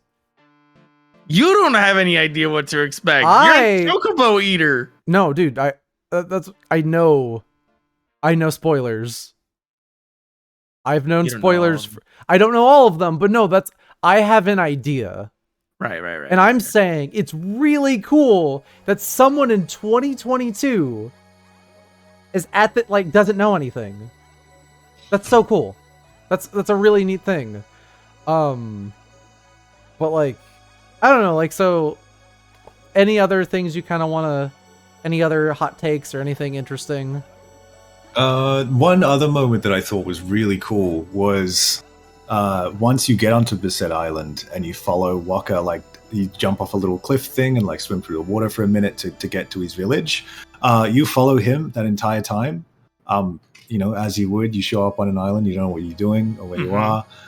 You then start talking about like the Blitzball game, like league thing that's about to happen. You get like, he recruits you, but he mentions how they've never won hasn't won in ages for 10 years or something like that. Yeah. And then Titus is like, yeah, no, like, say he has some kind of phrase about how like, we are going to win now that I'm on the team. Like, we're, you know, none of that loser shit attitude anymore. Like, victory only. He says we're gonna do our best, I guess, and he goes, no, we're gonna win. Yeah, be victorious or something like that. And then for the rest of the trip down to the village, Waka follows you, which I thought was really cool. Yeah. Interesting. Yeah, so that shift in mindset for Blitzball was really cool. I will definitely recommend. Doesn't need to be right after you're done. Give the game another play, or at least the opening, There is so much packed. There's so much foreshadowing packed to in the beginning of this game. It's crazy. I love it. It's nuts. So like that scene's great because he kind of like, I love it's a change in perspective, but it's also, it's also like low key being like, no, Tidus is the protagonist. Like he's the leader. Like he is changing Wakka's like way of thinking, and that will play a big role. Like that is his role in the game. He changes the way people think about themselves and what they think about the world around them. It is. It's the opposite. You know how the hero's journey is like, oh, I'm learning so many new things. It's an inversion. The hero shows up and everyone else changes the way they see things because of him. It's very good. It is. It's kind of crazy that you're into it. Like it's really cool. You're gonna have to keep like DMing me your thoughts as we go through it, but then you're gonna be like, oh, I'm at this point, and be like, okay, cool, I'm there, or oh, I'm not there. But no, I'm committed now. Like I want to see where this goes. I'm really actually playing. I'm about like halfway through Dragon Quest VIII at the moment, actually. Oh, so boy. Super interesting to have that. Okay. Correct comparison. All right, hold on. Let me go get the other. Two amazing JRPGs back to back. Dude. You are spoiled. You are spoiled. It's my favorite Dragon Quest, by the way. Nice. You are spoiled. You have a spoil of riches. Dragon Quest VIII is so good too. I love it. Are you playing it on the PS2 or are you playing it on the 3DS? Playing on the 3DS at the moment. Also first Dragon Quest game, so also I'm doing my homework. Yeah. Also the best one to start with. It's a perfect entry point. Oh wow. Oh, I have my guide, but I've had my guide since I was a kid, so all right. So let me be the GC. I'm buy a copy. I have Japanese 3DS copy, American 3DS copy. All right. The Brady Games Guide. Is it still in the wrap? No, but it's in very good condition. And then an actual PS2 copy. So this is pretty great. I'm the glad best Dragon Quest game, or as Final Fantasy nerds call it, the Dragon Quest game with the Final Fantasy 12 demo in it. They were smart though. That's how you get people in. So, Pauly, you're just gonna have to start raw takes. What do you think about Dragon Quest VIII? What you think about Dragon Quest? What do you think about Dragon Quest VIII? Say where you are, and then like just your journey with Dragon Quest VIII. Yeah, so I just recruited Red to the team. I don't know if that's a 3DS exclusive thing. That is a 3DS exclusive thing. Wait a second. Okay. That's like at the end of the game. You're pretty far in, actually. That's not you might not be halfway done. You're almost you might done. Almost be at the end. Oh, okay. Wow. Yeah, and it was a really like sudden ramp up to the point where like I'm in now. The first, I'll say maybe 10 hours or so. Like I said at the start of the pod, I was just kind of chipping away at it. It was a background game. Especially like, I don't know why, it takes a lot for me to want to crack open the 3DS just because I just have it sitting there. It's also the handhelds have like this weird, like, it's got to be like the right moment, right? Yeah. Now, anyway, you were saying. I don't think you mentioned that the name of the game you were chipping away at, we didn't know it was Dragon Quest VIII. No. I don't know if you're aware of how big of Dragon Quest fans we are. This podcast started as an excuse to talk about Dragon Quest. Damn, well, there you go. But yeah, is this your first Dragon Quest? Yes. Yeah. Oh, it's such a good first Dragon Quest. Yeah. Tell me more. All right. Tell me more. What do you think about it, Pauly? What do you think?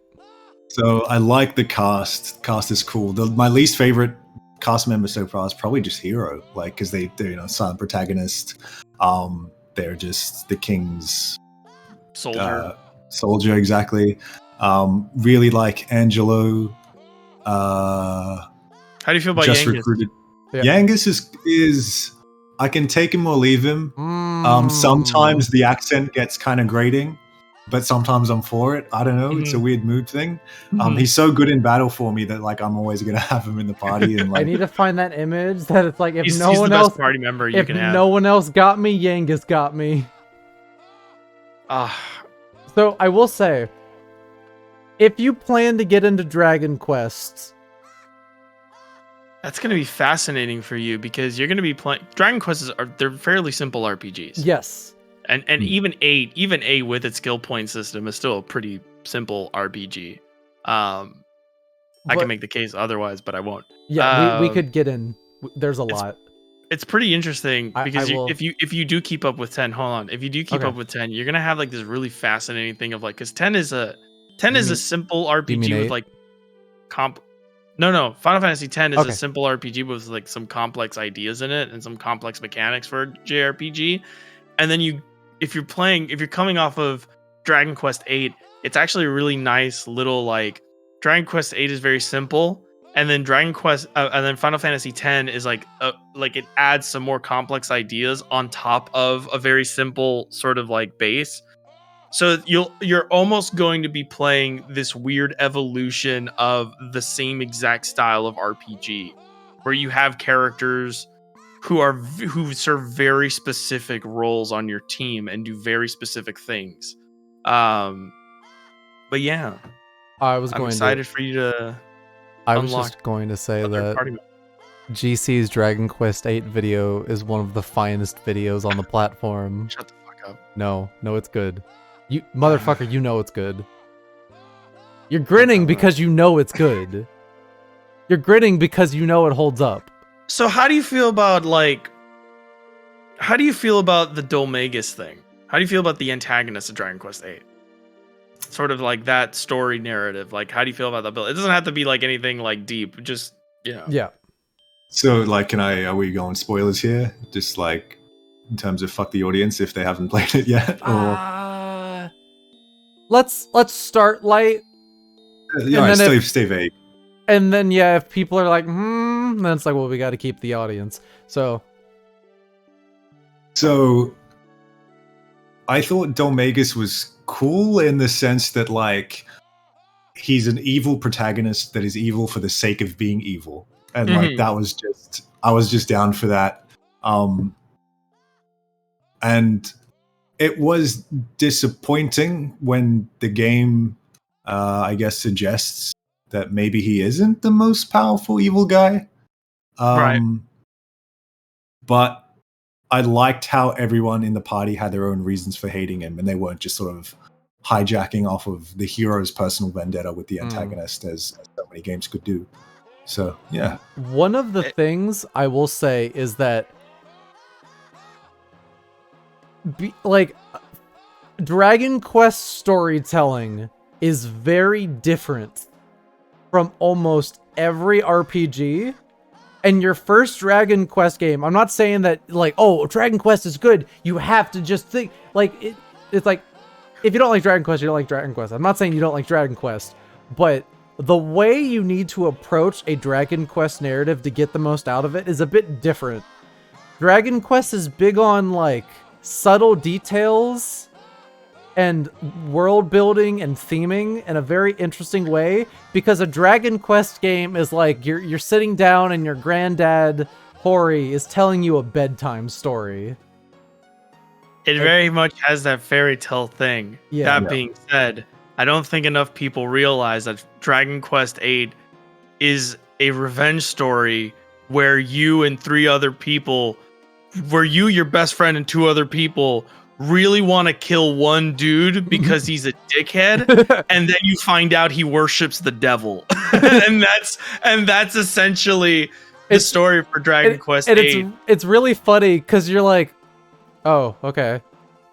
Yeah, and you're like, great, this aligns perfectly with my goals. All right, then where's the devil? I'll kick his ass too. I don't care. Who do I gotta fight? Bring him out. Dragon Quest 8's narrative is not the strongest in the series.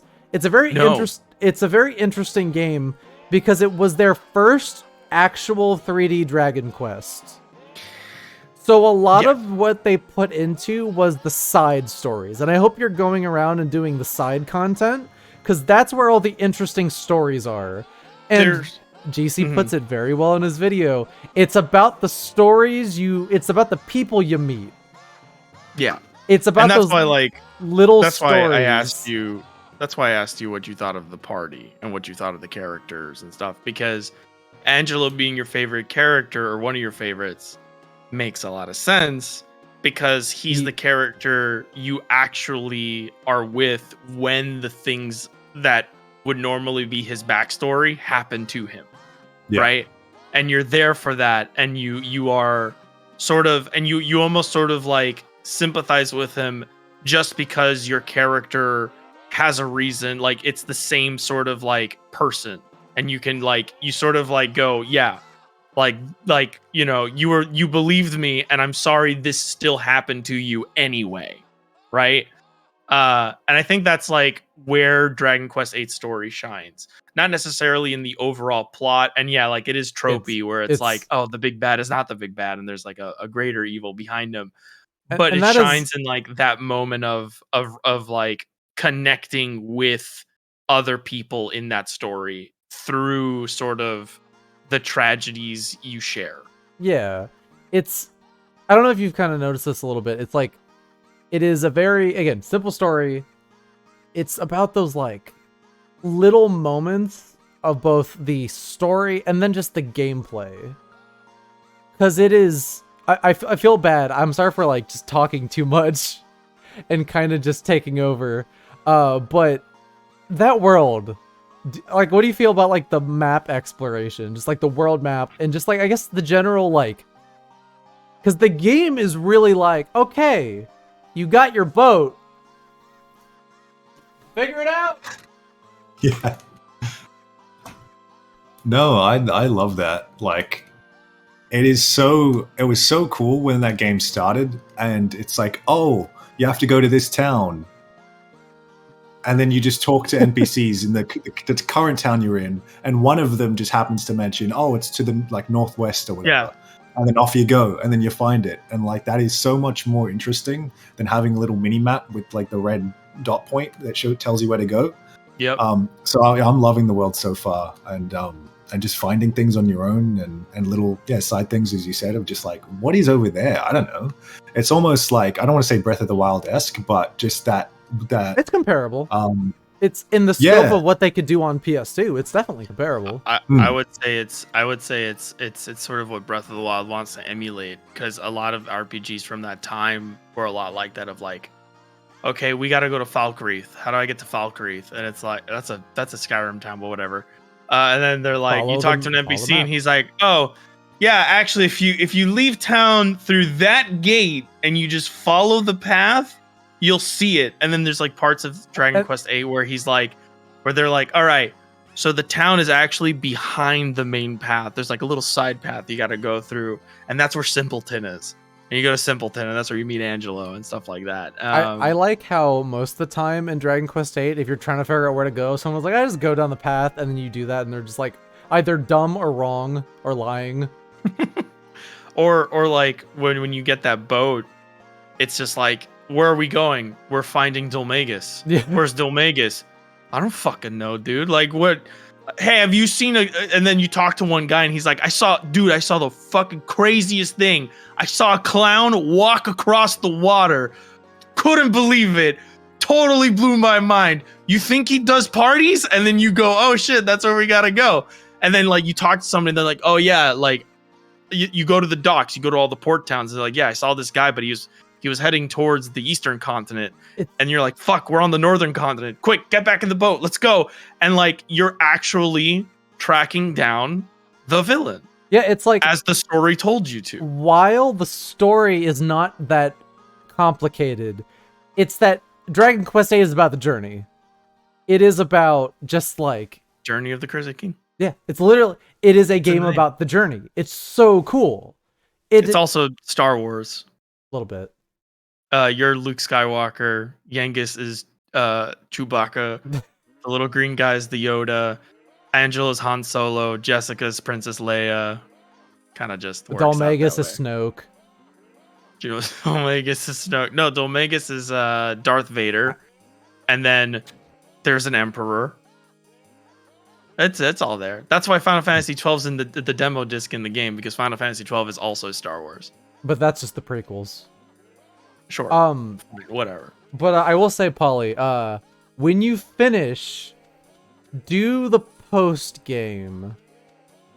If you, without getting too much into it, the backstory of the protagonist is locked behind the post game. Oh, and it's not that long. It's maybe about like 3 or 4 hours. Game? Well, at least the post game's really good. The required, it's like the post game is the only point that made me cry in that game.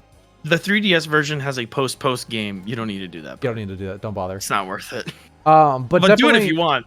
There's basically a new area, and if you do that, you can get an item and then refight the final boss and get a new ending. But it's really just about that little bit, that little post game dungeon, and all the story there. It's the best story in the game. I didn't know you were playing Dragon Quest 8. I wish you had said something. Yeah, come on, Pauly, speak up. Have you been psyching up your characters in battle? Yeah, what do you think about the combat system? Give us your review on the combat system. It's like you said, it's simple, but I like it because it doesn't try to do too much. You know, your usual archetypes. You got your healer there. You got the one guy psyching up over and over. I'm going fisticuffs on hero, which is fun. Interesting. Isn't it surprisingly a lot of fun? Yeah. Oh man, that's the cool thing about it, right? You'd really feel like if you played that game again, you'd probably be like, well, maybe this time I'll do, swords. Or it's the same story. I don't think any of the three of us played it the exact same way because you almost can't. I did exclusively swords. But it's there's so much Now, I will say it does suck how the game basically heavily implies you go one path and stick with it. So if you decide late, I was like, oh, I don't want to do this, you're kind of fucked because... But you can forget I believe it. the 3DS version introduces a way to respec. Interesting. Yeah. Interesting. If anyone knows the truth about this, let us know. But, I believe because I think I did that for the post game because you kind of have to in order to properly build a party to fight every post game boss or something like that. Yeah, but yeah, so you're kind of just digging and you're playing on 3DS, which means that you are getting a much better game experience. Menus are more streamlined in the 3DS version. Well, fast forward stays on. Well, there's that, and there's also no random battles. Oh yeah, seeing the enemies. It changes the game. I was trying to think of would I prefer the random battles? I was like, no. Because the way battles start. So you know how you like the really good glass breaking effect in Final Fantasy X for random battles? Okay, Final Fantasy VIII has this really obnoxious motion blur zoom in thing for battles. And if that happens randomly on the PS2 version, it's the most insufferable thing. Yeah, because it still has that for when you're on the water on the boat. So that I'm not on the boat so much now that I've unlocked most of the locations. But even when I am, just that small chunk, I can't handle it. It's so stop. Are you playing? Do you have a hacked 3DS? No. Oh, okay. I have the page bookmarked. I want to finish Dragon Quest before I do it, so I don't lose my save. Yeah. Okay. Yeah. I was going to say, I am very sad that you are playing the MIDI version of the game with the soundtrack. Oh, that's right. Yeah. Now you can going on YouTube and listening to the orchestral. I modded in the orchestral soundtrack. That's a goddamn good soundtrack. Now we can all agree, unless Pauly, you don't know the details about Sugiyama. Podcast favorite topic, that old fascist bitch Sugiyama. Let me see. Yeah, so the composer of Dragon Quest, not a great guy. But the music of Dragon Quest 8 is very good. Was not a great guy. Was not a great guy. He got better. Right. He passed away. By getting into the ground. Cullen. You're right. I don't know. I think I'm just tired, but usually I'd be right up there being like, woo! We had our celebration. I have to find yeah. our DMs on the day in which that happened about how we reacted. I don't think I believed it. I think I was like, this can't be real. Like, kind of like, I really wish what they had done is like something like what they're doing with the Queen of England right now. Where it's like, oh, that bitch is so dead. But it's but like they don't want to like, she walked her dog today. She did it. You just didn't see it. Did you guys know? Did you guys see this fucking body double they got right now? Is that? They're like, look, the Queen's alive. It's like, that's a fucking body double. That's I've not never the Queen. seen the Queen smile. Exactly. That's not the fucking Queen of England. I just wanted them to like fake Sugiyama being alive. I don't know. I think... like, we can talk about Sugiyama all day, but we won't. Yeah. But yeah, I love the orchestral version of Dragon Quest. So good they put it in Dragon Quest 11S. Yes, for one song. Well, no, I guess the whole thing. But yeah, you can just play the whole thing instead. Well, you can't play the Dragon Quest 8 soundtrack, and what I'm mainly saying is that I like Dragon Quest 8's music a lot. I think that's his best soundtrack. Yeah, like mostly because there's some compositions that sound remarkably close to some very well-known classical pieces of classical music, but 8 is very original, we'll say. And 8's MIDI soundtrack on 3DS is not great. It is very, very bad. You've got MIDI, and which is fine, but it has to have like the right sound chip for it, and it has to come out of the right speakers, and the 3DS is neither of those things. But the thing is, though, the quality of like the synths or whatever that term is, it's just low. Like, I was listening to the Dragon Quest 7 3DS OST, the American one, and it sounds fine. It's just better. It sounds totally fine. It's the orchestral still better, but it sounds fine. But Pauly, what I do kind of want to know, are you going to continue the Dragon Quest journey after this? Because this is your first Dragon Quest, right? Yeah. I like it enough that. Thing is that they're really hard to get copies of here, at least. So I have like 11S for the Switch sitting there that I'm probably going to play next. But things like that is 7 and 9 and stuff are really hard to get. That is it's almost impossible right now because like even in America, if I look it up, an English copy is $500 for Dragon Quest 6. Jesus. US. And that's not even a good one. If you get ironically, the Japanese imports are cheaper. You can get the Ultimate Hits Nintendo DS Dragon Quest 6 for $53 US as a Japanese import, but the American copy is $500. This copy, the 3DS copy of Dragon Quest 8, is now worth like $150. Yeah, the one for 7 is like 87. Yeah, it's ridiculous. And then a PS2 copy of the original 7 is like 250 right now. I found a PS1 copy of 7 for like $120 at a local game store, but even that I was like, no. I'll just go ahead and do my usual PSA for this series. I'm known as Pauly. I'm known as the Dragon Quest guy in some places. So I'm known as the Dragon Quest guy light. I've become a son of the Dragon Quest record. guy. Don't buy the Dragon Quest game secondhand. Do not pay $500 for Dragon Quest 6. It is the worst one. It is a bad video game. Do not pay over $200 for these games. They are wonderful games. You do not need to own the $200 DS game. Just emulate it. For God's sakes. And please don't do this to your bank account or your dignity. I don't know how the Australian Google Play store works. Like, I don't know. But for 4 through 6, if you're interested in those, just get the mobile version.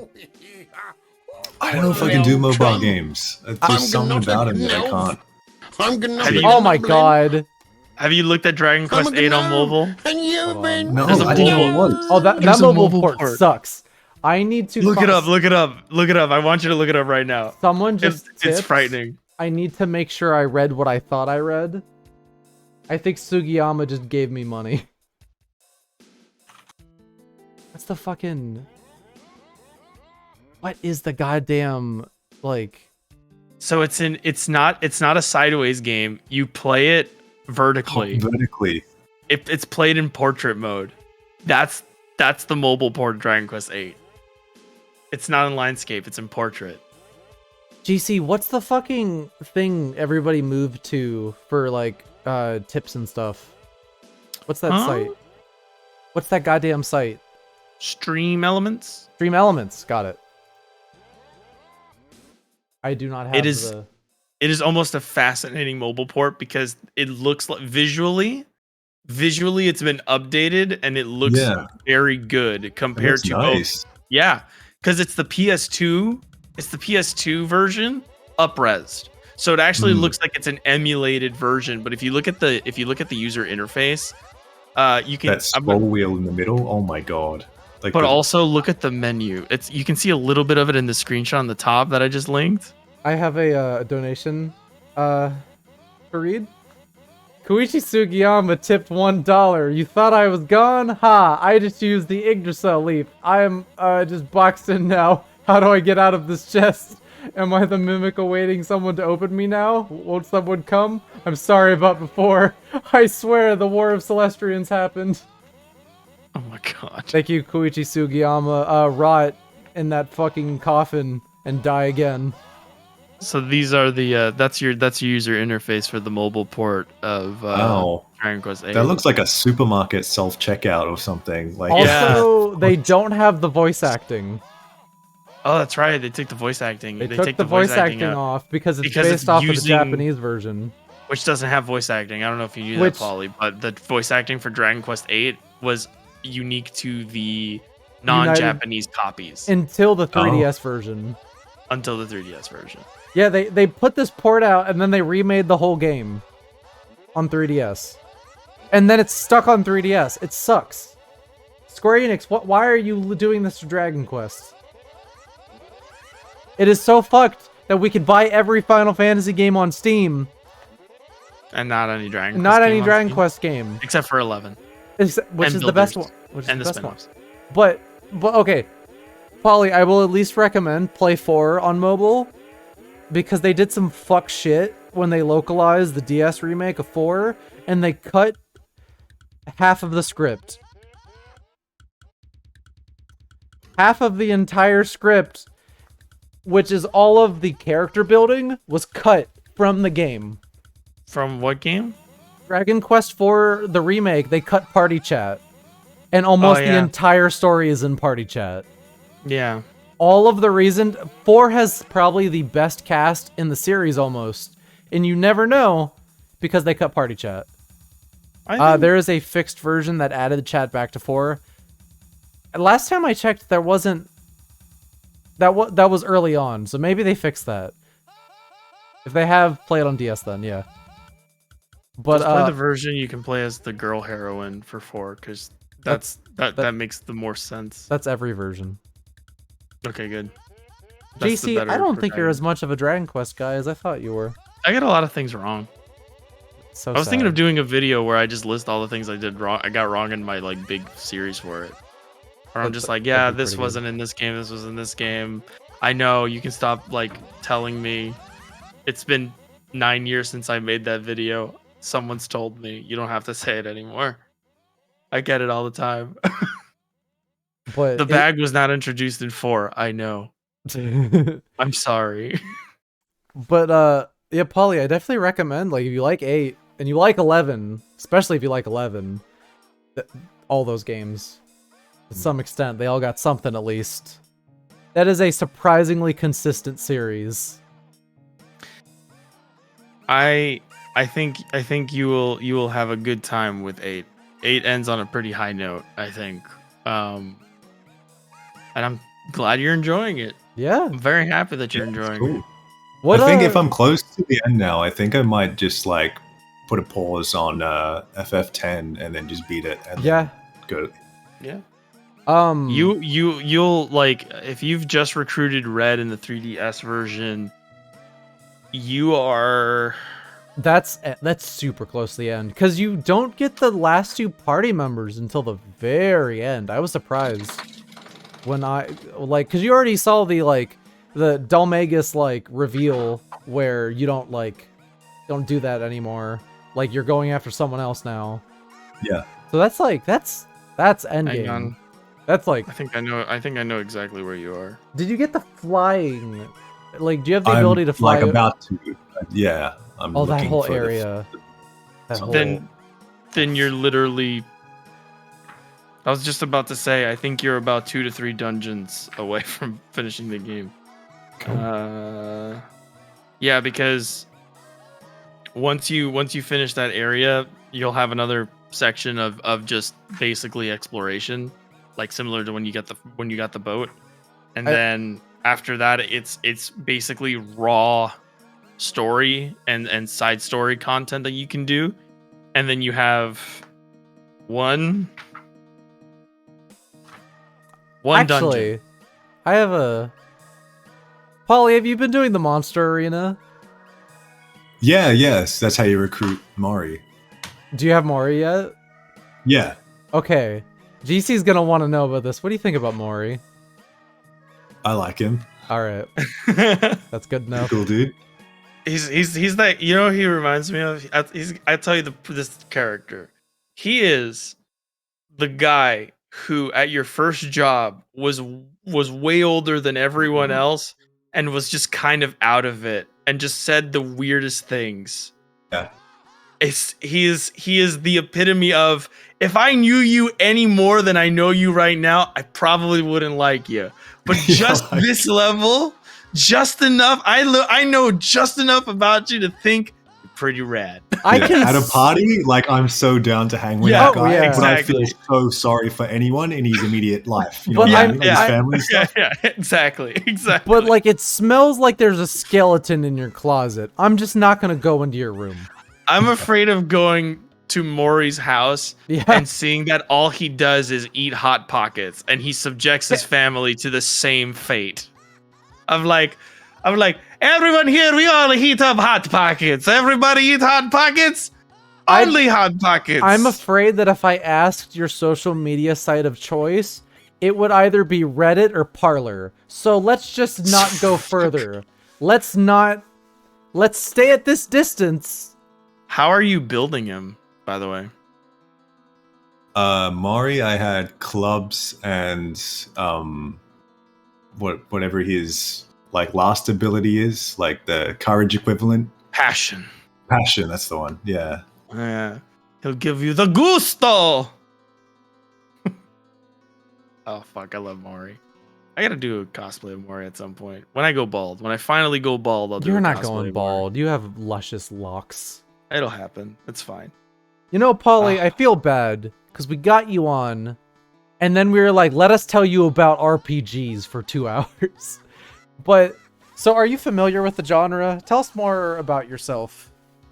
Like, what do you... RPGs, I'm pretty baby stuff. Okay. Did you grow up with any of them? Do you have one that you just, gravitated to? Do you have a franchise you're just like that? I played a lot of, Pokemon and Persona as a kid. Okay. So I never touched SMT or Dragon Quest or Final Fantasy, as I said. So yeah, still, I guess, getting my badges on my Girl Scout thing to be able to say that I'm a RPG guy. Okay. Hmm. I actually have not played a lot of RPGs, if you can believe it. I've played the Personas. I've played Dragon Quest. I haven't played a lot of Final Fantasies. I've played The Last Remnant. I played the Pokemon games. Chat, if you also think that was a fucking lie, please comment in chat. I have played. Oh yeah, I forgot that I have played Golden Sun. I played The Last Remnant, but I haven't played Suikoden. I haven't played SMT games. I haven't played. We've talked about this. Remember? Chat, I played 5 minutes of SMT. Okay, but you can't say, "Oh, I don't play a lot of RPGs." That's a lie. I don't think so. GC. I've always like never thought I have. I think I've played like it's like saying like, oh yeah, I watch anime, but all I've ever watched is like One Piece, JoJo, Megalobox, Like DBZ. DBZ. Like I've only ever played like the stuff that's like sort of like the mainstream. I guess. Oh wait, I play Yakuza, but like that's not like a turn-based RPG. It's like a That's an RPG. Oh, okay. Well then I guess I have played a lot of RPGs. Also, Malik Tori, I missed your question earlier. You asked about a game I was talking about a couple days ago. Was that Magical Vacation? Because I have not played any of that yet. But Magical Vacation looks like a very cool GBA game. But so, what games did you play growing up? Like, what were your go-to?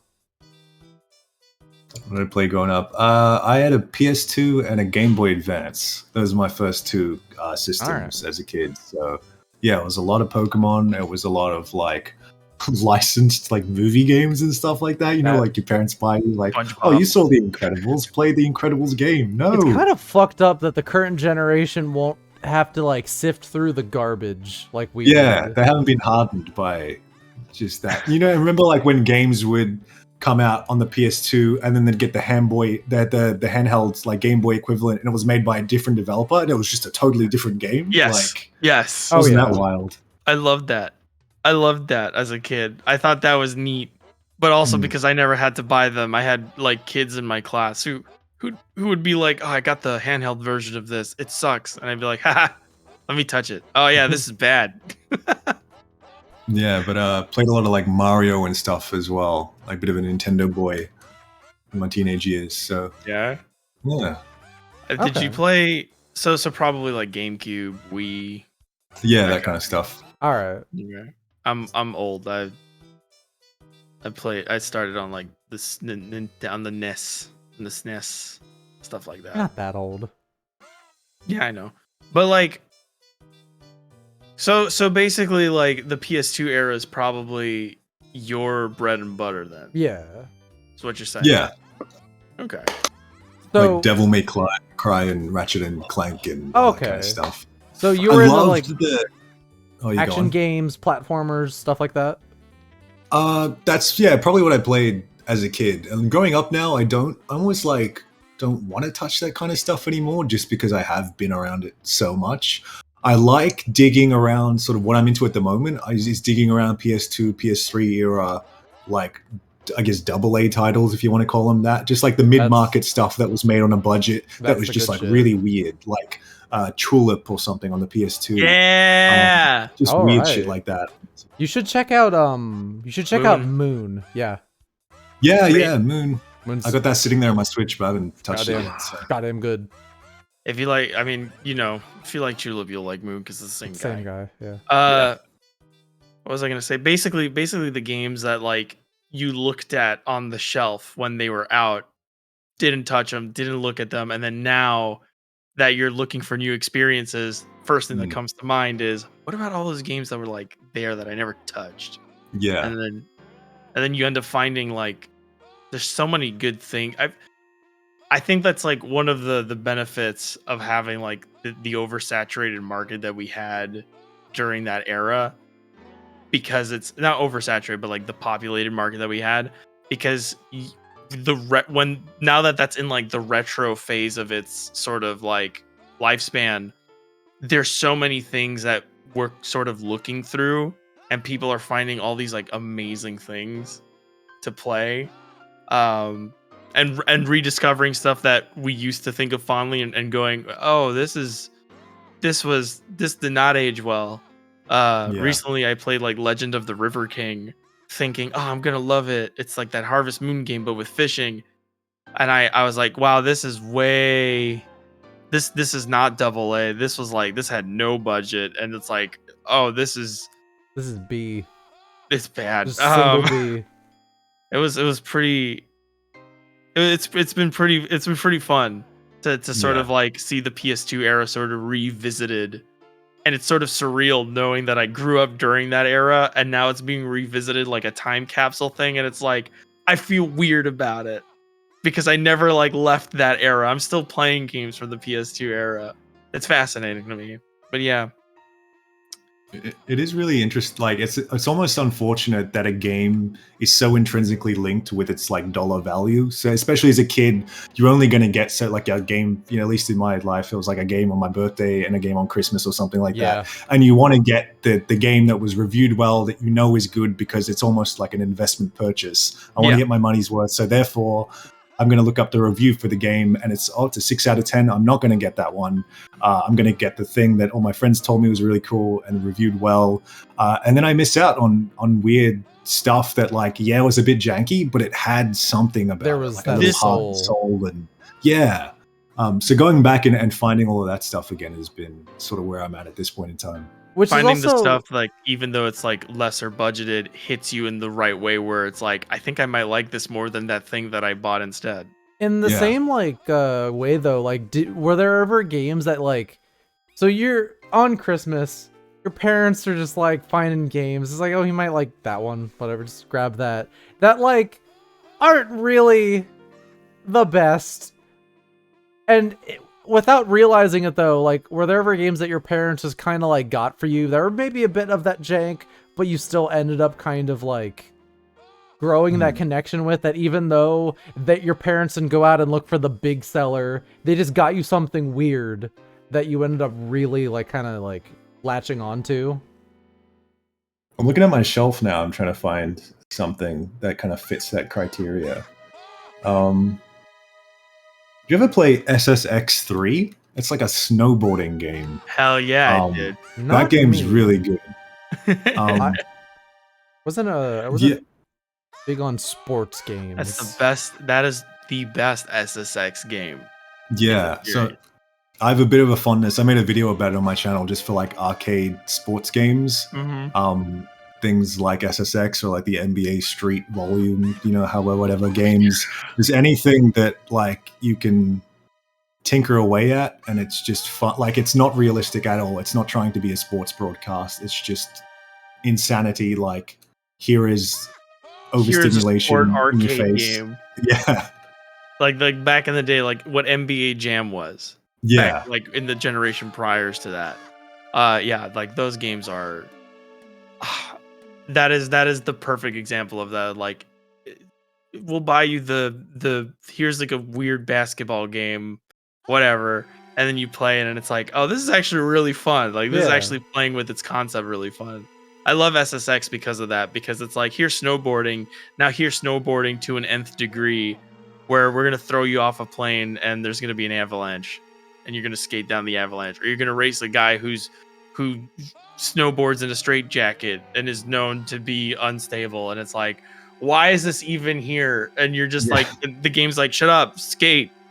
Go. Like with some random like drum and bass or some like house music or something like that, and then that sends you off this other path that way, like, especially growing up as like the internet was kind of Wild West, like just finding sort of what you were into from video games like that. Same with like a lot of kids would have had it with the Tony Hawk's like soundtrack and stuff like that, discovering punk and new metal and stuff like that. Yeah, ska for sure. So yeah, just finding games that are like, what is this weird thing, and going down rabbit holes as opposed to just what's on the front page of Polygon or whatever.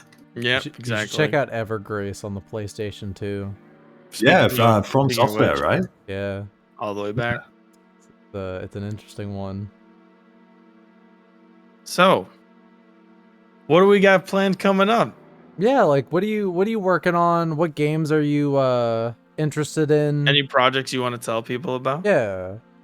At the moment, I'm just sort of chipping away at that Melee video, and just sort of like chopping and changing paragraphs to get it to flow in a way that I like. Goodness knows when I'm going to be happy with it finally, but in order to get it, like, while I'm tinkering away at the script, I am playing a lot of Melee, and I don't know if you guys are like keeping up with that scene at all, but they have like rollback netcode now. Yeah. Playing it online, which is insane to think, like, when I was playing it 5-6 years ago, like getting the train to some random guy's house that I hadn't met before, to be able to play it in his garage because his mom wasn't home. So like where it is now. I can't say that's a relatable experience. No. No.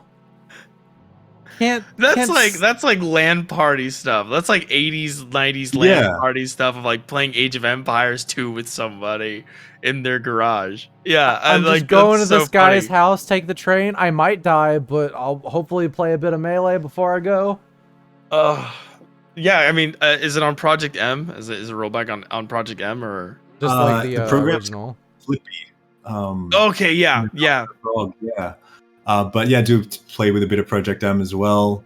So just it's been really fun getting gameplay for that. So to create a video will hopefully be out within a relatively good time frame. Does the program that adds rollback to that, is it for any GameCube game or specifically Melee? It was Melee specific. Yeah. There was a time where you could use Dolphin and connect. Like I had a friend and we played Time Splitters 2 together. With like a connection that was designed for Melee, but it just ended up working with every GameCube game. But that was super like laggy and stuff at times. So it depends on like how the multiplayer works for that game. I want to do that, but for Kirby Air Ride, specifically City Trial.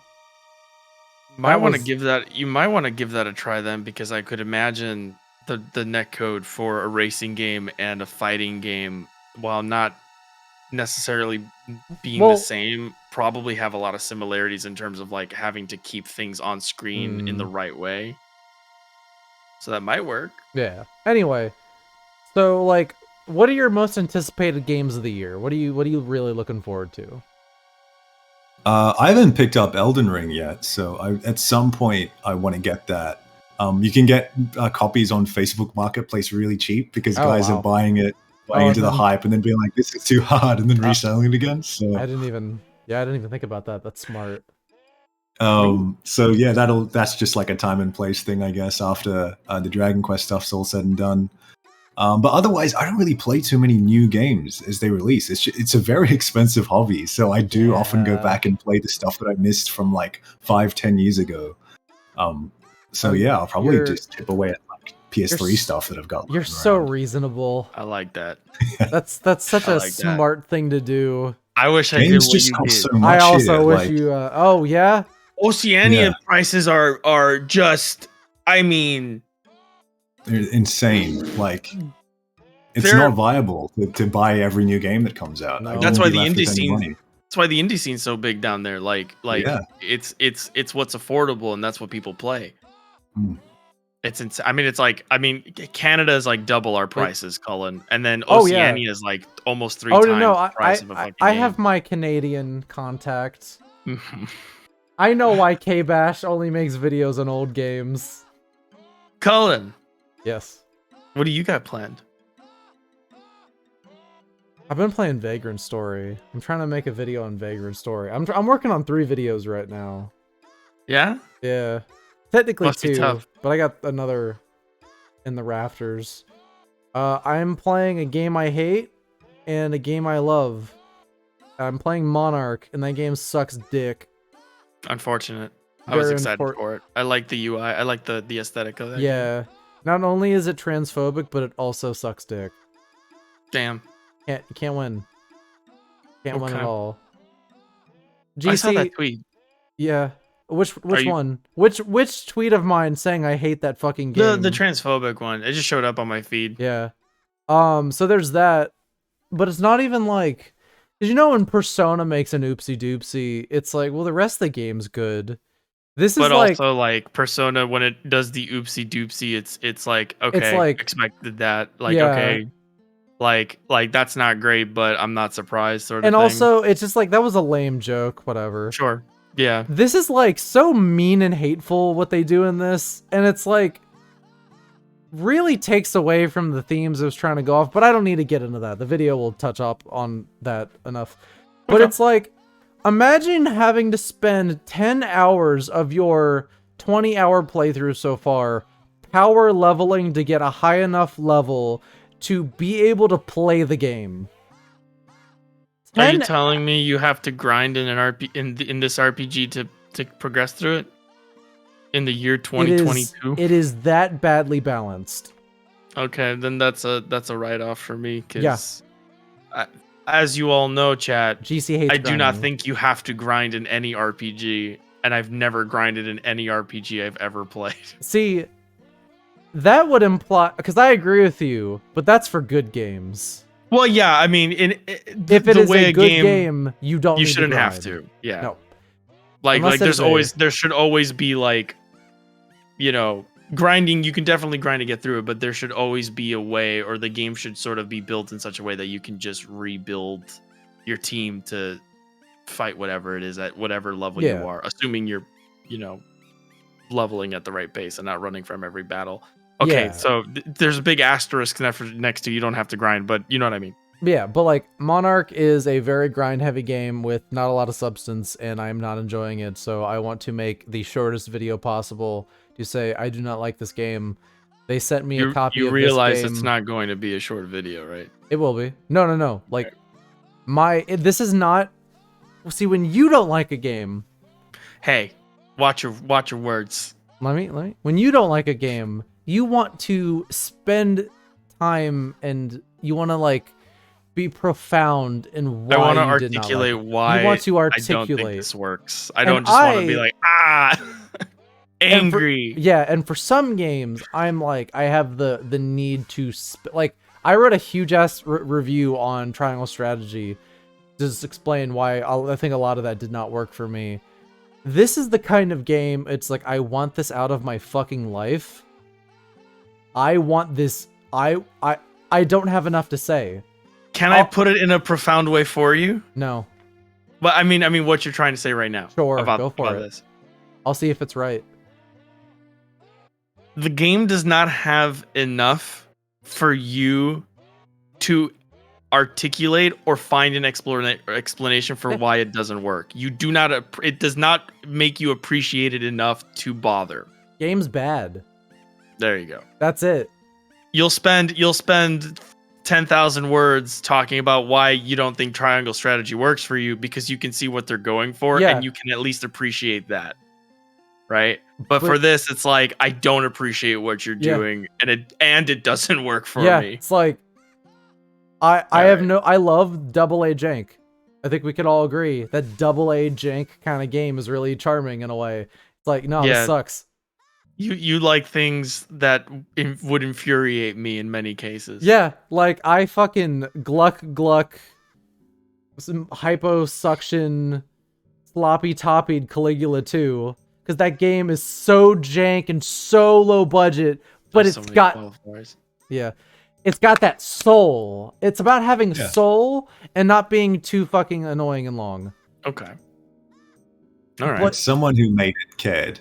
Yeah. So at least one person. You get that. And you don't get that from Monarch. You get this feeling that a bunch of old men wanted to make a game that throwed back to old games. And that's what they did, because it was all the SMT if devs who were like, well, they don't make them like they used to. And it's like, yeah, but that game sucks.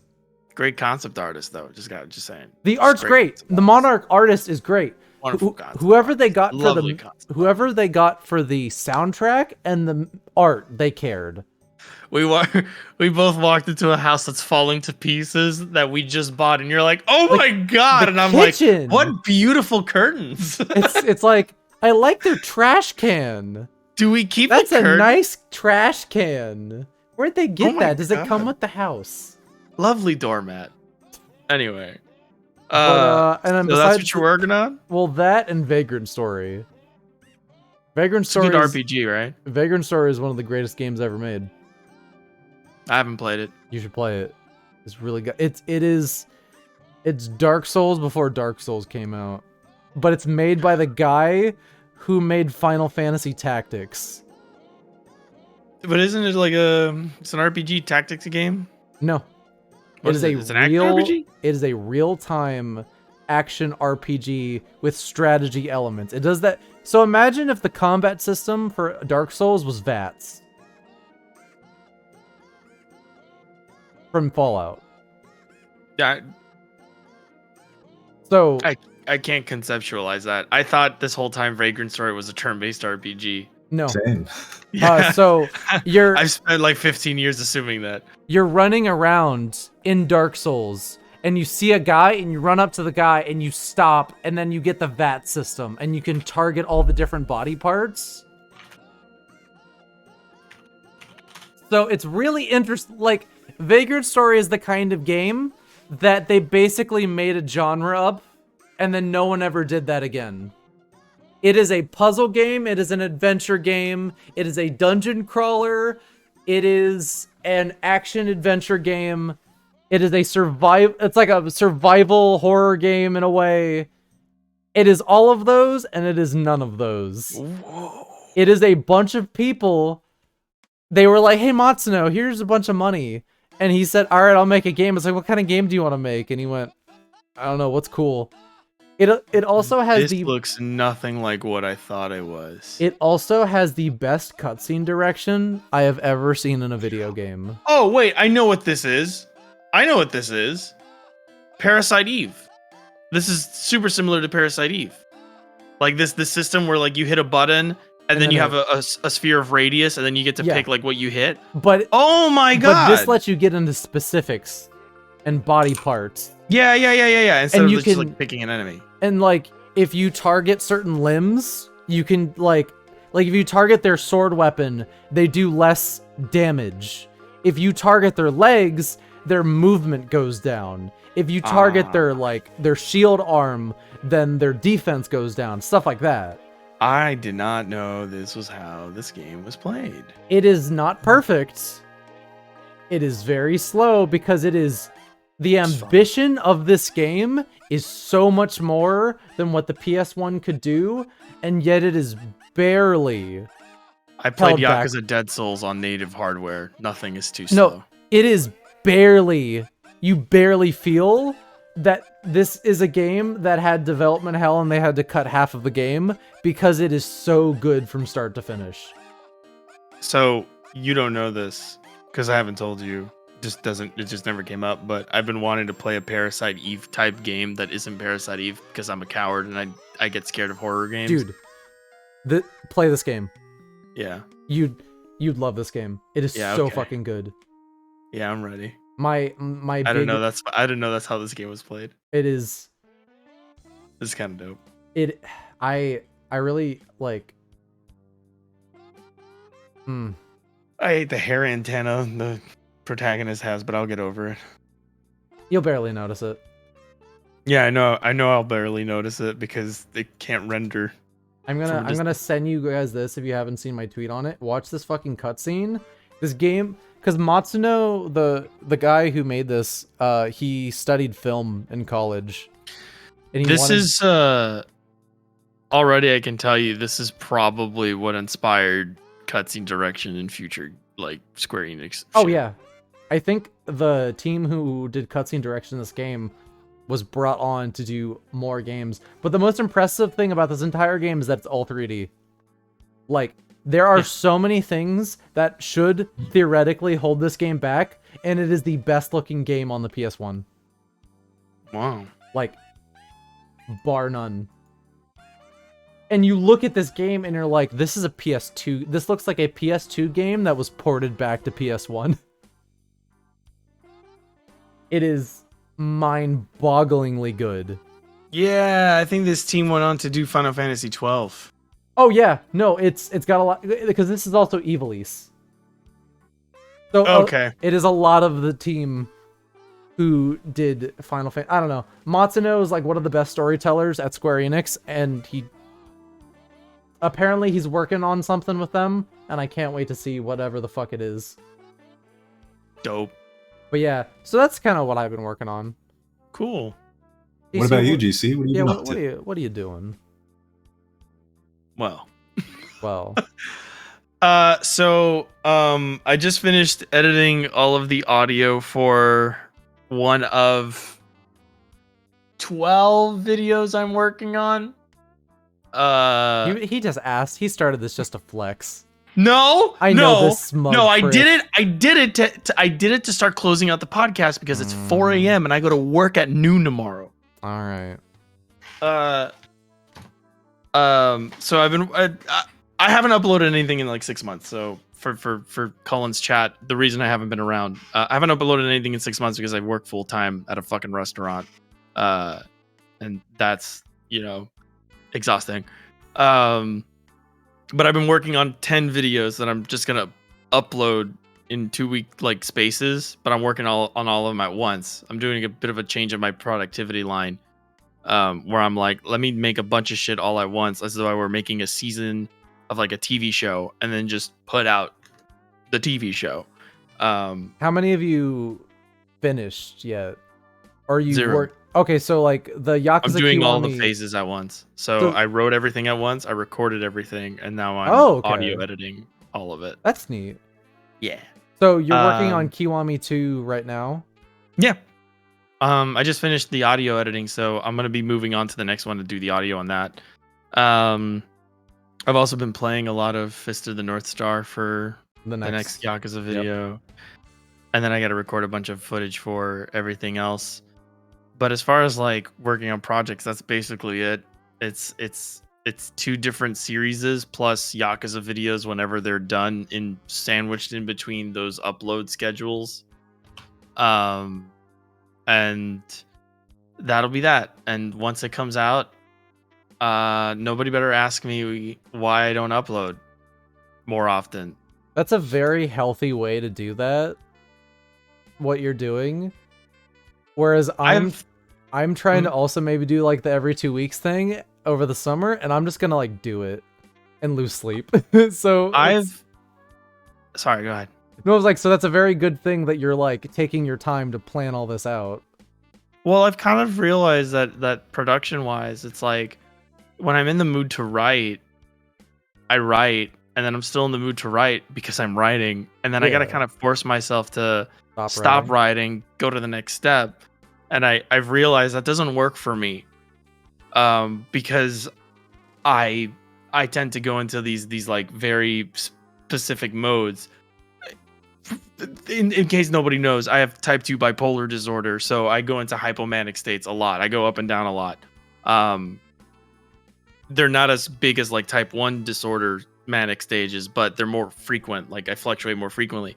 So I go through these phases where I want to do one thing, or like it's very easy for me to fixate on one thing and then stick to it. And it's hard for me to sort of switch. And when I switch, it's like, oh, now I got to do this. Now I got to do that. And I realize, wouldn't it be just better for me to just do the thing I feel like doing? Do I feel like writing? Okay, then just keep writing until you stop feeling like you want to keep writing. And that's how I got all those scripts. And I was like, well, I don't want to write anymore. Okay, stop. Go to the next thing. I'm going to record audio. I'm fucking exhausted recording audio. Okay, go to the next thing. And like that so far has been working out a lot better for me. I feel better about my creativity. Yeah. And that's why I kind of wanted to talk about it, where it's like, that's like the important thing. Not so much that I'm working on all this stuff, but more so that I've completely redone my creative pipeline. And it's actually been very refreshing and way, way less like overbearing on everything. Because now I'm not worried about, well, it's going to come out in a month. Now I know it's like, hey, when all of this is done, you have half a year of stuff coming out. You don't have to worry about it. Yeah. And then in that half year, you can just keep working on the next stuff. Do you think that you're going to do a similar, like, do you think you're going to be able to schedule it in a way that is like, as soon as you get all of them done and then prep to go out, that you're going to start on the next one, and then by the time that the last video goes out, you'll already have the next batch Another ready? Chunk. That's the idea. That is the hope. Where it's like, well, you just like it'll be that this 6 months is the only 6 months that I won't have anything up. All right. And then like, if it takes me 6 months to get this done, and it takes me 6 months to get the next batch done, then everything just has to come out in that window. And if it, if I take longer, then it's like, well, if I can't get it done in 6 months, then I'll just slow down the release. So it's every 2 weeks now. And then if that's not fast enough, do every 3 weeks. And if that's not fast enough, do one a month. To kind of bring this back real quick, Pauly, I am kind of interested because I feel bad that we've just been kind of going. But like, what's your typical process for this kind of stuff? Like, what do you like? Do you like, I guess how long does it typically take for you to make a video? Like, if you want to just like go into like your No process. wrong answers. Yeah, there really is no wrong answer. Yeah, so like I said at the top, a lot of the videos that I make are just based on like I beat a game and I'm like, that was sick, let's check out the discourse online, and there just isn't any, or what is there I just don't really care for. So then I decide, all right, over here. let's start a project, and then it's often gameplay first. I'll just beat the game, and then sort of word vomit a draft of a script. Now I don't care how it resembles, like what it looks like in terms of structure and stuff. It's just literally everything that I think about the game just on a page, so then I know where the holes are in terms of research and stuff like that. Now, do you have content creator brain rot where sometimes you're playing a new game and then immediately you're like, oh no, what if I want to make a video on this? Yeah, this could make for a really good video. And then you're like, oh no, the footage. Like, definitely. Like, and then especially if I'm like 10 hours into a game and then it's like, oh, actually, do I want to go back and record the whole thing now? And it's like, oh, fuck. Do I start over? Yeah. Do I go back later? Or do I finish it now and then does anybody else have footage? And then you start like messaging people. Hey, do you have like, I don't know. Did you happen to like record this, or it's like, do I email them? Ah, fuck it. And it's like, I really like Final Fantasy X, but I'm not recording footage. And the only friend I know named his Tita's Dickass. So like, what the fuck am I supposed to do? I can't have them call him Dickass the entire time. Why were they so immature? Why am I friends with this person? Why did I go to Cullen for Final Fantasy X footage? Did you name your Tita's Dickass? No. Oh. But yeah, no, keep going, yeah. Yeah, so yeah, get that word vomit out, and it's like, okay, now I actually don't know enough about this game is like what I thought I did. So then I'll go and like check out the development or just anything that I think is kind of interesting about the way, like anything that stands out. Yeah, relevant to what the people you behind it and sort of where they came from and stuff like that. But a lot of it is just feeling based. Like, how do I feel playing this game necessarily, as opposed to like the mechanics or, you know, how it reviewed back in the day, whatever. I really liked also talking about, like, I think games are just, they cannot be anything but sort of the time and place that they came out in. Oh, yeah. And sort of talking about that kind of thing. So, like, what the world was like when Earthbound came out and why it's a big deal that Earthbound is so different compared to everything that came out in the time they did.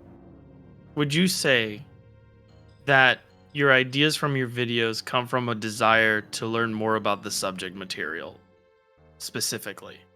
Yeah, for sure. It's very curiosity based. Yeah, about, I like something that I'll do when I discover an artist that I like or a director that I like or something, is I want to find out who influenced them and go back that step further.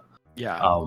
Because I guess I'm just at that point in my life where I haven't created anything of value yet, at least from my perspective. So I want to like almost find out what like people who I aspire to be, where were they at my age, for example, or at that point in their career, and what kind of things were they looking at, and yeah, that what do you want to follow the trail? What are your creative ambitions? That kind of like leads into that. It's like, ideally, where do you see yourself like going from here? Like, is it like film directing? Is it like music? Because there's a lot of things I've noticed that creators in this space kind of like use this to kick off into doing. Like, I know like a lot of people go into music, or go into writing, or like, where's your niche? Or have you not really, like, do you kind of see yourself as a jack of all trades?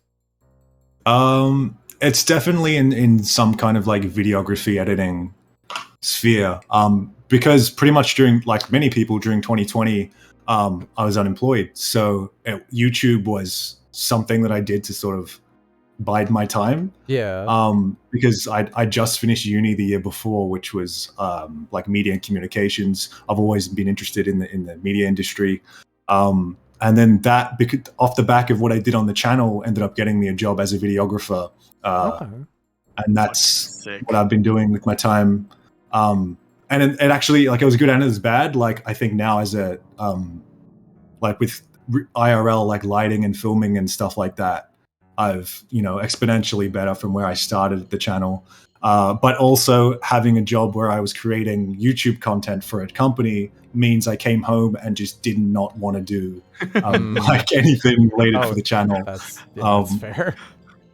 So I'm at a point now where a couple of months ago I started a new job that isn't where it's doing the same thing like filming and stuff like that. But it isn't for YouTube anymore. So the creative spark's kind of back, and I've been enjoying writing as of late. So I want to like hope at some point like start introducing filming and doing like IRL filming segments in the videos. Those are always fun. And then kind of build it off of that. And then once the videos are at a point where I'm like, I'm actually like really proud of these, and like I think they're quite professional, and I can show them to anyone and be, you know, even if it isn't necessarily video game based anymore, we'll just see where it goes. Yeah. And then the plan is to go off of that into, I guess, whatever interests me. So whether that's like creative writing for video games or like television or, you know, filming, just, you know, taking it one day at a time, because I'm really enjoying this stuff at the moment. So that also makes me kind of think, and I guess this could be a question of GC as well. I've noticed in a lot of creatives who do in this space, there's a part of the process they like the most. It's usually the big three. It's like the writing, the audio recording and editing, or the video editing. It's like one of those.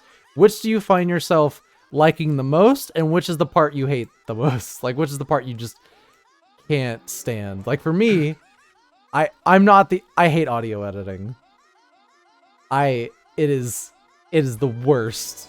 I hate doing it every time. So like, in your perspective, which one is kind of like your favorite and least favorite? I don't mind audio editing. It's something that you do have to like get through to be like, oh, okay, now I can start editing. Yeah. But I've never hated it. I go through periods of really hating writing.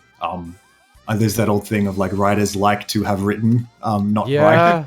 So I'm definitely of that ilk where like I just want it done, but it's not happening for whatever reason today, and that can get really frustrating. But then you find yourself like in the writing hole, so to speak, where like time doesn't exist anymore, and it's just coming to you without even having to think about it. I did a video on like Pokemon Sword when that came out, and I've had 20 years of bottled up feelings about the Pokemon franchise that it all came pouring out, and that script wrote itself. Yeah. And then editing, it's kind of like what you were talking about with like where you black out and it just sort of happens over a weekend and you emerge from the other side and you're all like, ragged and like you haven't bathed in days and you're like, what?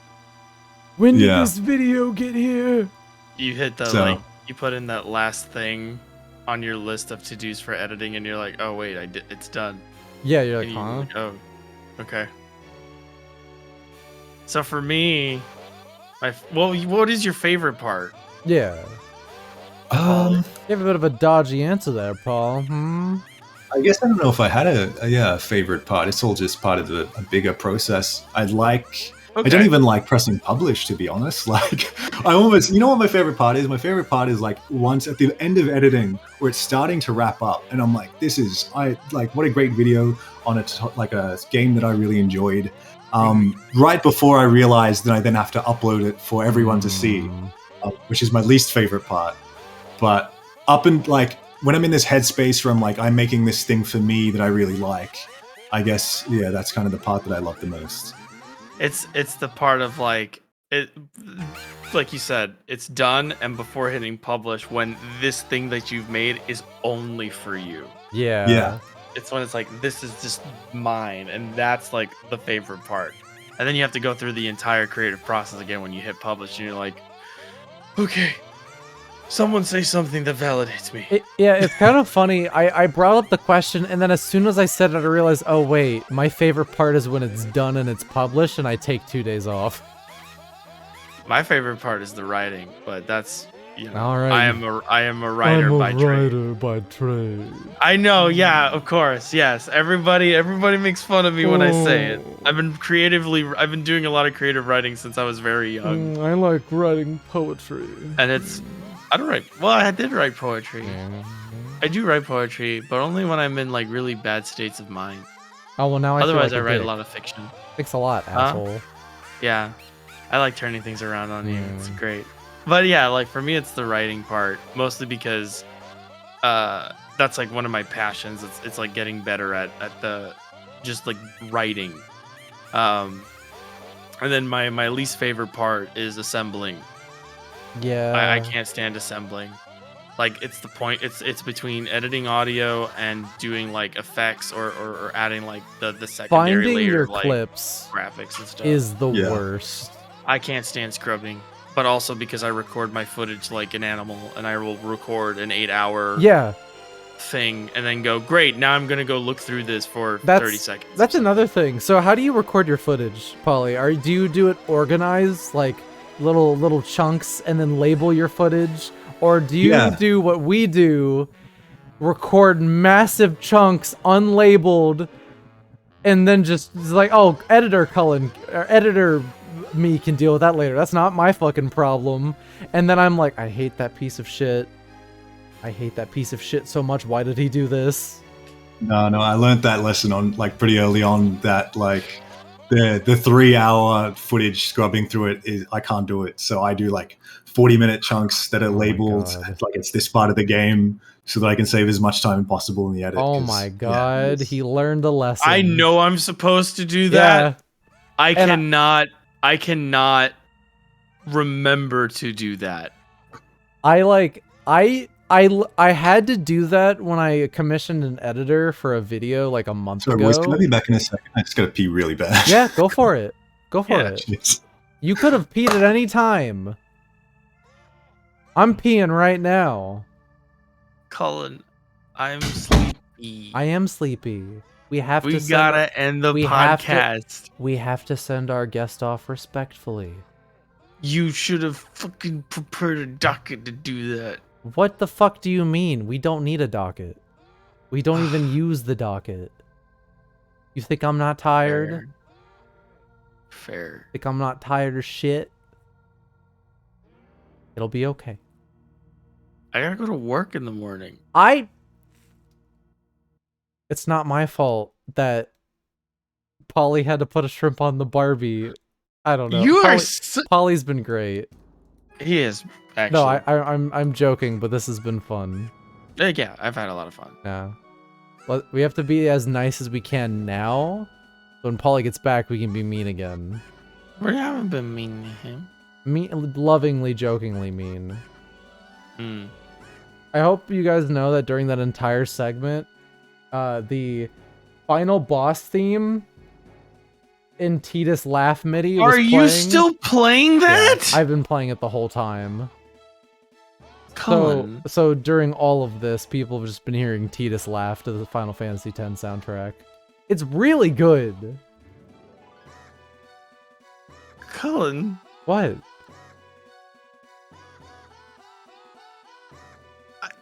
Have you gone off the fucking deep end? I'd like someone to clip this, please. I'm begging any of the viewers right now to clip this exact bit. Just so I could send it to GC and he could hear Titus laughing at him asking that. I didn't know you were still playing it. Whole time. Whole time. Oh my god. But, Pauly, we're very tired. We really thank you for coming on. Yes, actually. No, thank you for having me. We were saying how we do appreciate it, and if anything, if we've been weird or not at 100% is very late for us. No, I at least to be talking. Usually at this time I'm still up, but I am in bed. Because usually I pop in a little P-Cross before bed and I fall asleep playing a little P-Cross. That's my thing.